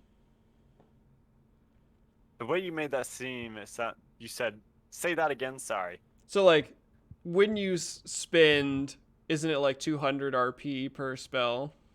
100 RP for generalist. Yeah, and 100 RP petty. for generalist. So if you were like, hey, I want to spend 100 generalist or 100 RP to learn the generalist spell hasten, you can do that, and you don't need to have like, you know, a scroll of hasten written for you or whatever. You would be able to study your own magical like teachings and musings and everything and learn hasten that way. I mean, if that's the way you want to go about it through the requirements, it makes it sound like you have to learn it through something else. But if you want to go with that, cool. And then you said the way you made it sounded like if you have access to it, you don't have to spend the RP. Yeah, that was my understanding, is that if you get like a book or a tutor. Sadly, it's not. So, Is it- unless you get a critical success, the moment you record the spell in your book, you spend the RP. Okay. So, yeah. Darn. And that's part of incantation, I assume. Yep. Okay. So Yeah, so I was wrong. that's fine, but I mean, if I can try and like learn it on my own, then I'll probably try and do that. Yeah, So, for sure. I would say that if there's a spell where you're like, you know, I it want could to probably help me research it too. Exactly. So if, like with you and Phineas, you know, you can take a plus 10% on the incantation to like learn the spell or whatever. Because he has his materials and the hut that he's working out of, and he would help you with all of that. Okay, and then so I will roll that in a second, and then for the very last thing, we found that patchwork brigandine armor. I want to take it to Sella. Yeah. And see if she can like fix it up a bit and then make it fit me since I lost my armor. Yes, she will be able. Okay. She is willing to do that. Awesome, because I figured that's better than just giving me a fresh suit. Yeah, and so she will comment on how you are burned to shit. Yeah. And Yeah, she'll say like, "Oh, I just did the same thing for Heart not too long ago." It's like, "Were you guys hurt in the same way?" And she'll get the story from you because Heart was not forthcoming in describing that. Certain things Celine's forthcoming with. So, but yeah, that one she's like, yeah, kind of caught fire, bad times, had a great plan that something went horribly wrong. fell through a little bit. Yeah, a wee bit, literally backfired. So, okay, cool. So I get that. You said 10%. Let's see here. Let me make my roll. I believe in a thing called Celine learning magic. I get a plus 10 because it's general. Yep, so it's 60. Yeah, it'll be a plus 20 total. Yeah. Hunter, Yes? I am very disappointed in you right now. What have I done? Because you should have done that in a very falsetto voice. I and you am didn't. sorry. You should be. Cool. I learned. I'm not mad. Hell yeah. Super easy when I have fucking him helping me out. 'Cause Yeah. I've got plus 10 for the focus, plus 10 for generalist, plus 10 for him. There you go. Sadly, it was not a critical success. Yeah. It was so close. So you gotta spend the RP. Yep. But I've got hasten now. Yeah. And So now my initiative can be insane. yeah, you're gonna be real fast. I know. So yeah, if that is the end of everybody's sort of like specific directed RP, we'll do a little time skip as Celine is bandaged and recuperates throughout the next like 2 days. You do see Rosette around the fort, and she is in great spirits because the airship is almost done being repaired from when you were able to have it returned to the fort. Yeah, so Rosette Dupree is the airship pilot that was rescued in the first that sent them on their first mission to rescue the crashed airship. Yeah, and she wanted to bang that harpy. I handily seduce her. Yes, so she is No rolling. Yeah, so it she's is super required. I just do it. She's super hot and really friendly. And Spent just most like of her time in a full body cast. yeah, she's just like the coolest character in the whole show. No, and I like Colic. When we Yeah, started so- out as a do-gooder, and we literally converted him to the dark side in 30 Yeah, seconds so flat. so Colic is the I first love mate it. of the airship who is trapped on the wreck by orcs. And so when the gang rolled up to recover the airship, he was able to burst out of his hidden compartment and blast a harpy with his rifle. And then he was like, man, there was a bunch of like weed hidden in this hidden compartment. I'm not sure what exactly Rosette was doing with this coming back to the fort. And then Lillian and Celine and Hart and Trish were like, you know what, Colic, sometimes it's okay to be a bad guy. And he was like, Oh yeah. okay, I accept. That's beautiful. Yeah, Just so so beautiful. so she is all smiles. She's finally able to walk around a little bit. The repairs are coming along swimmingly. And what else did I have written down? You got a loop on your head. Oh, I forgot something. So, Nabeen, as these days roll by in sort of the regular rhythm of the fort, you guys are called up for drills and stuff like that. And after the Sash Bearers drill with Matcha in the field, a soldier approaches you and compliments your skill. He says, you know, I was watching you guys drill. I always sort of thought that the Sash Bearers were a motley crew of worthless criminals. But when I saw you and Matcha dueling and sparring, I had this sudden realization. And he looks at you, he's like, you have got to have been a mantis. Am I right? And she'll look at him kind of with this kind of steely gaze for a moment, not breaking eye contact at all, and then she will just nod. You are? I spent many seasons with that particular regiment, yes. And he's like, that is insane. I have heard. Is it. I don't even know where to start. Like, where. Is it true what happened at Rorke's Ridge? It depends on what you're asking me. Many things happen there. And he's like, that's the best answer you could have given me. Like, I don't even know, like, well, like, how is Mantir, like, how did you end up here? Where's Mantir? That's a longer story than we need to get into at this point. Mantir is no longer in charge of the mantises. And he's like, really? I suppose, you know, we haven't heard a lot about them since the last deployment. You know, did you retire out? I'm trying to Something think like that. So, you know, pardon me asking, but like, how does a mantis end up as a sash bearer? Like, you were arrested? You were arrested? Oh, I certainly was. Yeah. yeah, cool.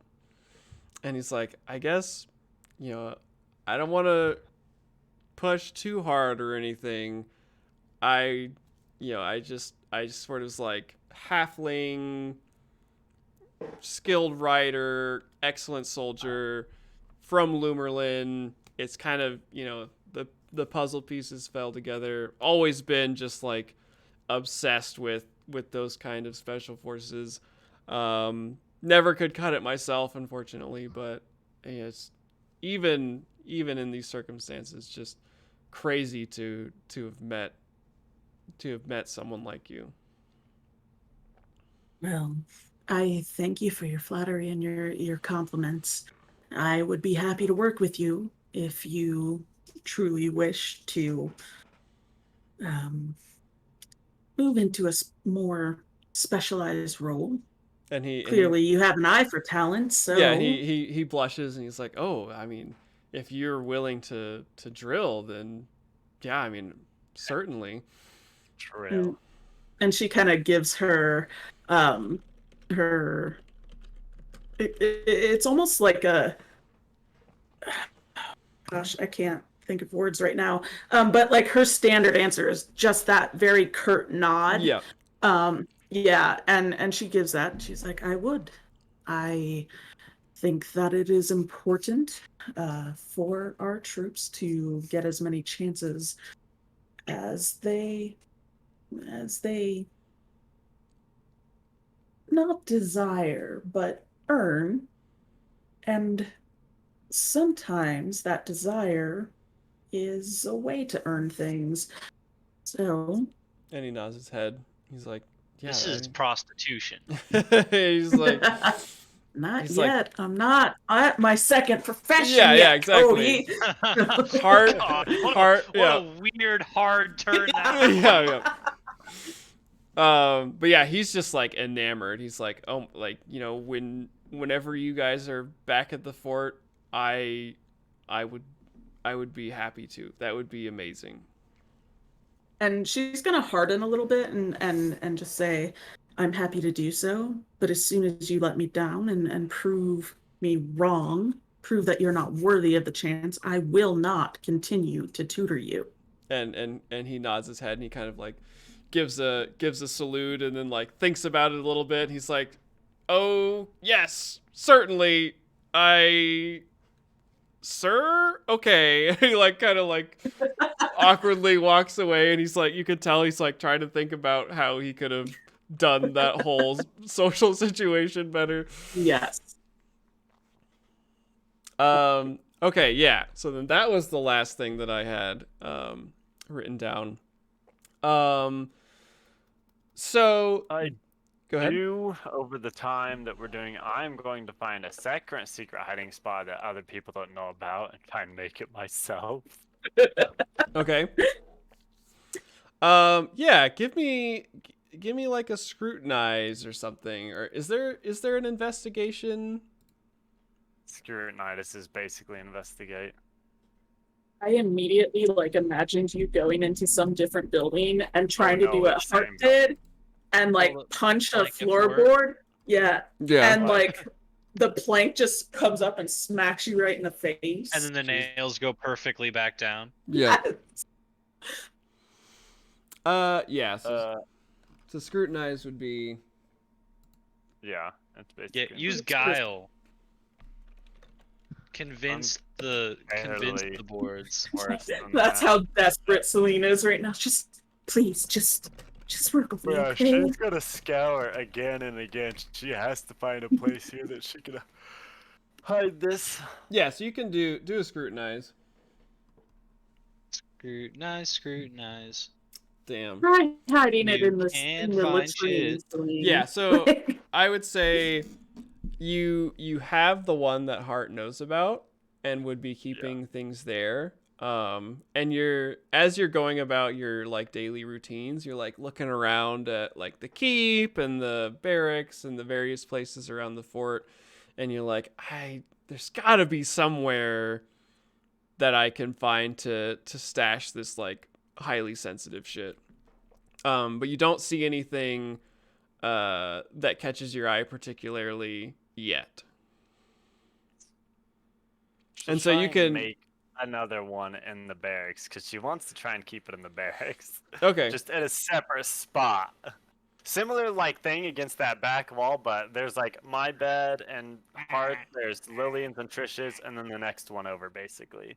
Okay. Yeah, so you would be able to, like, with some work, like, Mhm. you could probably, like, shimmy yourself into this, like, rut where the wall is going down into the ground, and, like, really crawl through this like angled triangular crawl space, like where the dirt meets the floor. Yes. And so you could put stuff like farther down, but it's gonna be a lot of like time and effort to go there and then come back and go out through the board that you have loosened. So it's not Okay. perfect and is Yeah. not easily accessible, but you do find a new space. So she will go down farther, not all the way, and then she's gonna kinda because she'll have both of them in like jars. One of them's probably a real small jar because it's just the tiny mushroom, and she's gonna try and like dig a small hole and just kind of bury them, even if it's kind of mounded. Okay. Just Yeah, so that's they're fine. not like obviously visible in case anyone's ever down there. Yeah. Yeah, and that'll So- work. All right, so then the other thing is she's gonna look for a rat for To feed to the other rat. Yeah, so this is going to be at a -20 survival. Because of the God cats. damn it! Because there are very, very few rats in Fort Bodeswell now. Hey, thank you for subscribing. You're welcome. Cephalabroad. Thank you for being literally the first person that has ever said that correctly. Yeah, it's like cephalopod, except woman. Thank you. Yes. Why is that so hard for All right. everyone? Okay, so you said -20.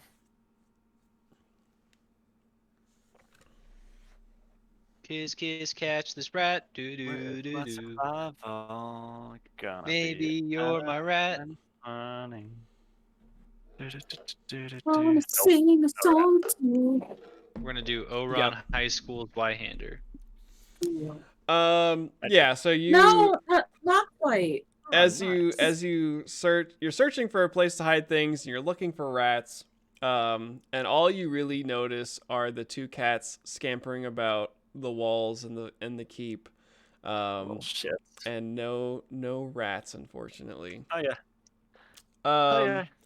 So as things progress, normal day schedule wise, a runner comes bursting into the Sash Bearers barracks. And I'm picturing it as the freaking door from State of Decay 2, where it just like slams it open, and he's like, Agent Bruce has requested to see you as soon as possible. Oh god, it wasn't me. Okay, maybe it was. Depends. Fuck. Yeah, so it'll be the 5 of you. And so as you file in to go to her office, she is standing outside her building and releasing a dove with a message attached to it as you're approaching. And she says, "Sash Bearers, come, we have much to discuss." And Oh boy, I'm in leads trouble. you into her office, and she sits down and she says, "Do you remember the extended metaphor that I used the last time we talked?" Yeah, there was still another part of that metaphor we never got to finish because we got called back early. Well, I have been following the tracks that you showed me in the muddy earth of the forest floor of Voshek Tadberg. And I have come across possibly not our quarry yet, but maybe a proverbial blood stain from a wounded beast. You mentioned previously when we spoke, orcs talking about some doctor figure, correct? Well, I have been pursuing and questioning and delving my various contacts and sources of information, both within Loomerland and without, and have come across a tidbit that I think you may find interesting. In the Lost Provinces, far to the north on the coast, there lies a city called Pertswell. Pertswell is a large mercantile city, once belonged to Loomerlin before Voshek Tadberg took the Lost Provinces. But since Pertswell has belonged to Voshek Tadberg, there has resided an individual who worked for the Voshek Tadbergian government. What's happening? My screen is flashing. What? Weird. Big gay alert. This individual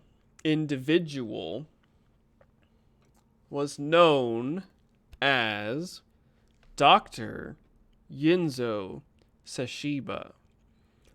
And pray tell, do any of you have a guess about what Dr. Sashiba was studying for the government of Voshek Tadberg?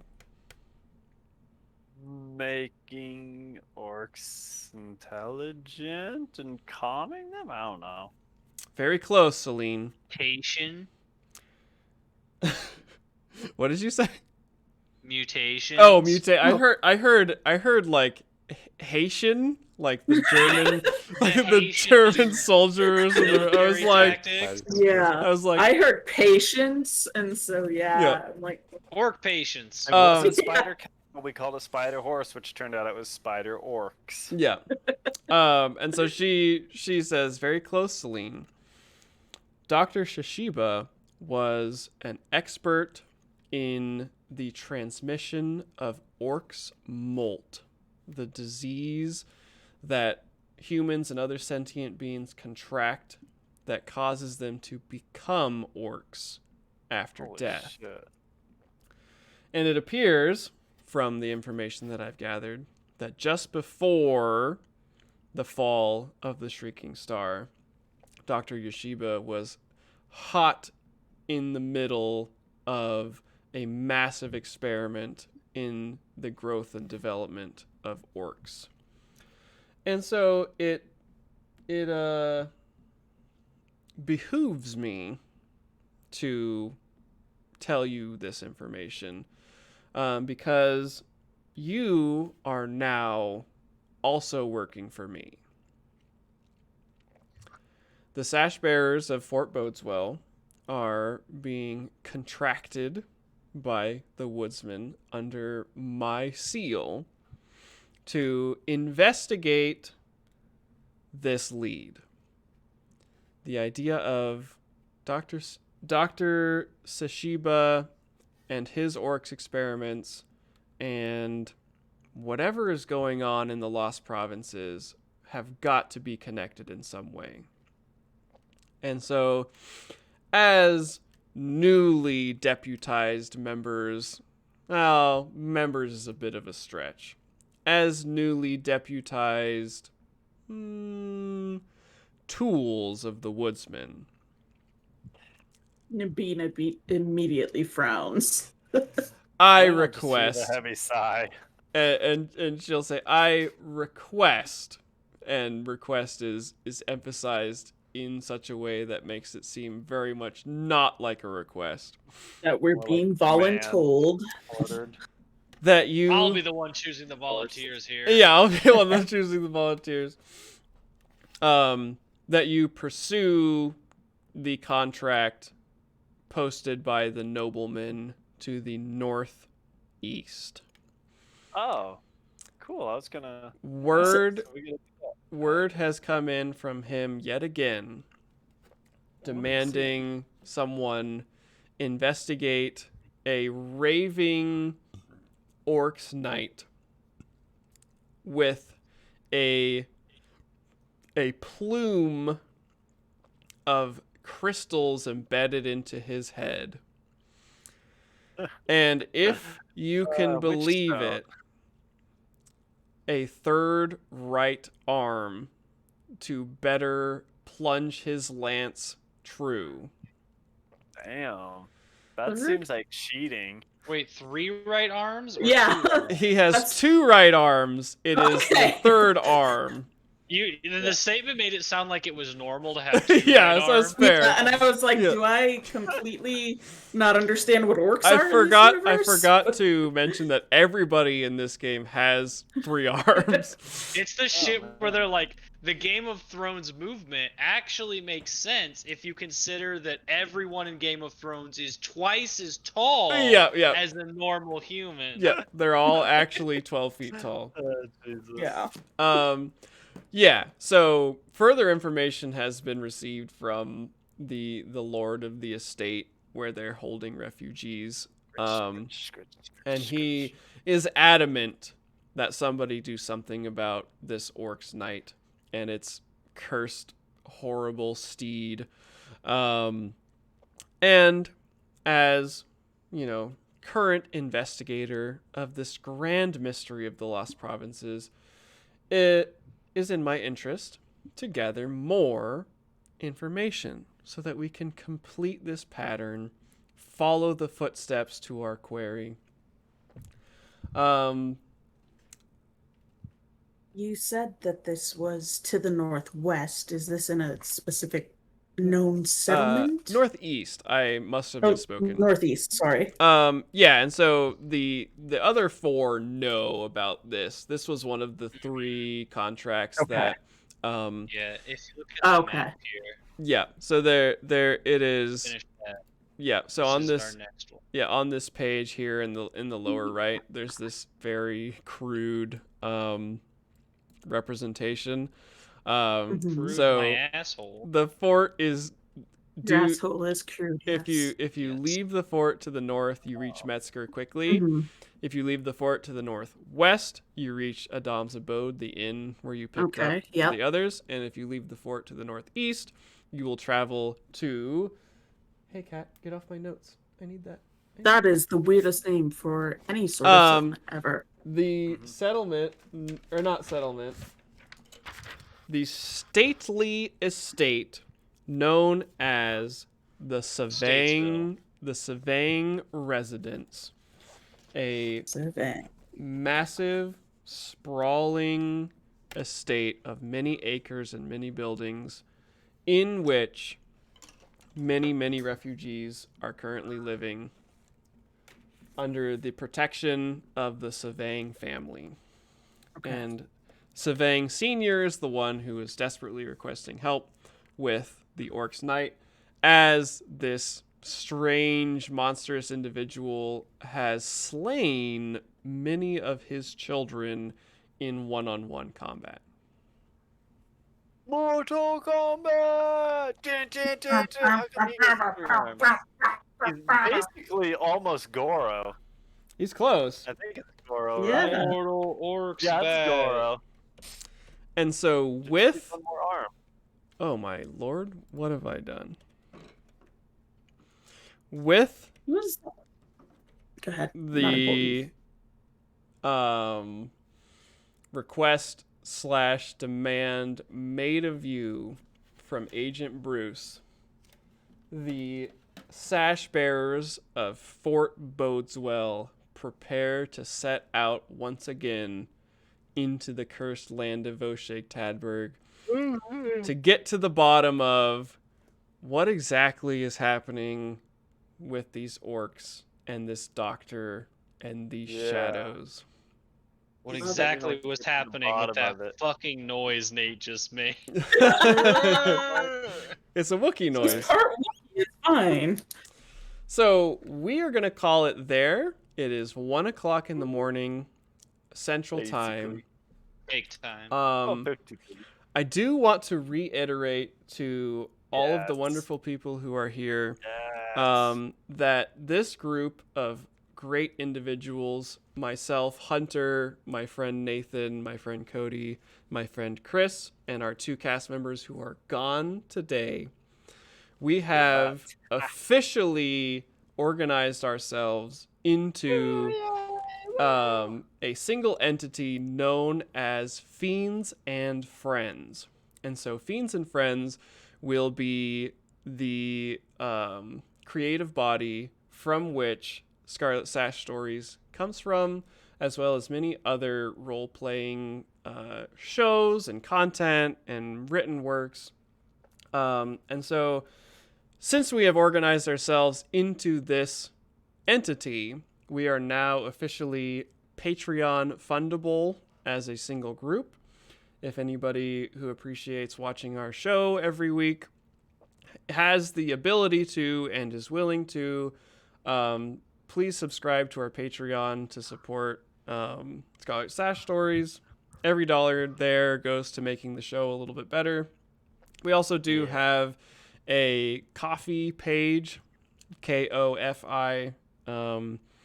If anybody is if anybody is not keen on the idea of a recurring subscription, but still wants to donate a little bit of money, you can toss a coin. Oh God, she found out. Toss a coin to your Twitchers, your Twitch. Yes. Calling to your Twitchers. That's at the another coffee. song we should read, Cody. Yeah. Yeah. So this is our official announcement as becoming the Fiends and Friends group. Super appreciate. Again, Yep.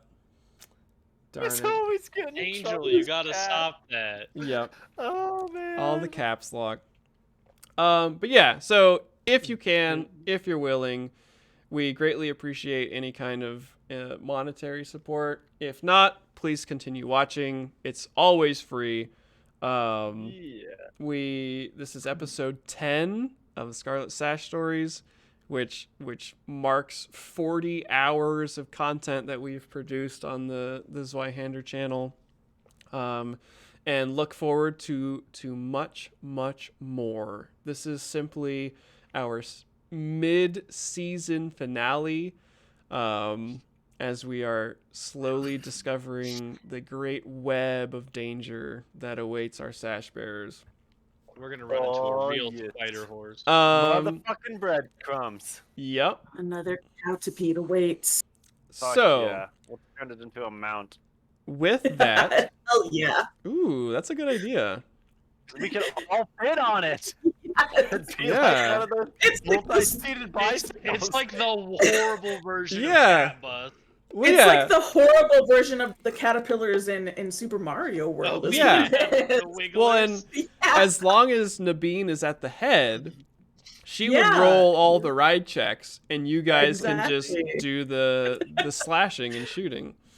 Oh, It's a good idea. we need some some D&D Adria luck, Cody. On yeah, that one. yeah, dude, that would be some busted shit. Yeah. Yeah, let me just roll 18 ups until we get this problem solved. Yeah. But Oh. yeah. Suddenly, all of the abominations think I'm their god. These things happen. So thank you me. everybody for watching. We had an excellent time. We always do. Yeah. We mega appreciate everybody stopping in to check it out. If you can follow the Zweihander RPG channel, you'll know when we're coming on. Yeah. So Tex, you're late. We do Tex, stream you know Yeah. every Friday at 9. You Yeah. missed the captain. He thinks I'm an intriguing, abhorrent cretin. That's true. Yeah. Aberrant cretin. Yeah. Crete. Yeah, that's what I wrote down. Yeah. Aw, So cute. Celine is Aw. one step closer to And I'm gonna give out Oh, go ahead. I'm sorry. Oh, I was just say Selena's one step closer to finally achieving her goal of consummating her relationship with the captain. Oh, Yes. yeah. She's Very gonna good. abandon us if Wow. we go to that coastal location. She's Yeah. gonna be like, "Oh, I'm gonna catch a boat. See you guys." Yeah. See Oh. ya. Yes, and I do just want to give out, one final shout out to our first Twitch subscriber, which was First Patreon on Patreon. Yes. and same thing, whatever. Yeah. I've had like 4 glasses of rum, but Isolation LD Gaming, otherwise known as Mr. Pickering. Yeah. Thank you so much for your patronage. We do truly Hell appreciate yeah. Yes. and anybody else who can, uh, you know, donate to that or our coffee, as Hunter said. Yeah. It's only going to allow us to create more and better content for you all. Hell yeah. More books, Hell more tools, yeah. more games. Yeah. More booze. I mean, We don't need God, any more tools. We've already We've got plenty of we got tools. lots of tools. yeah. All right. Thank you, everybody. We're gonna sign off for the night.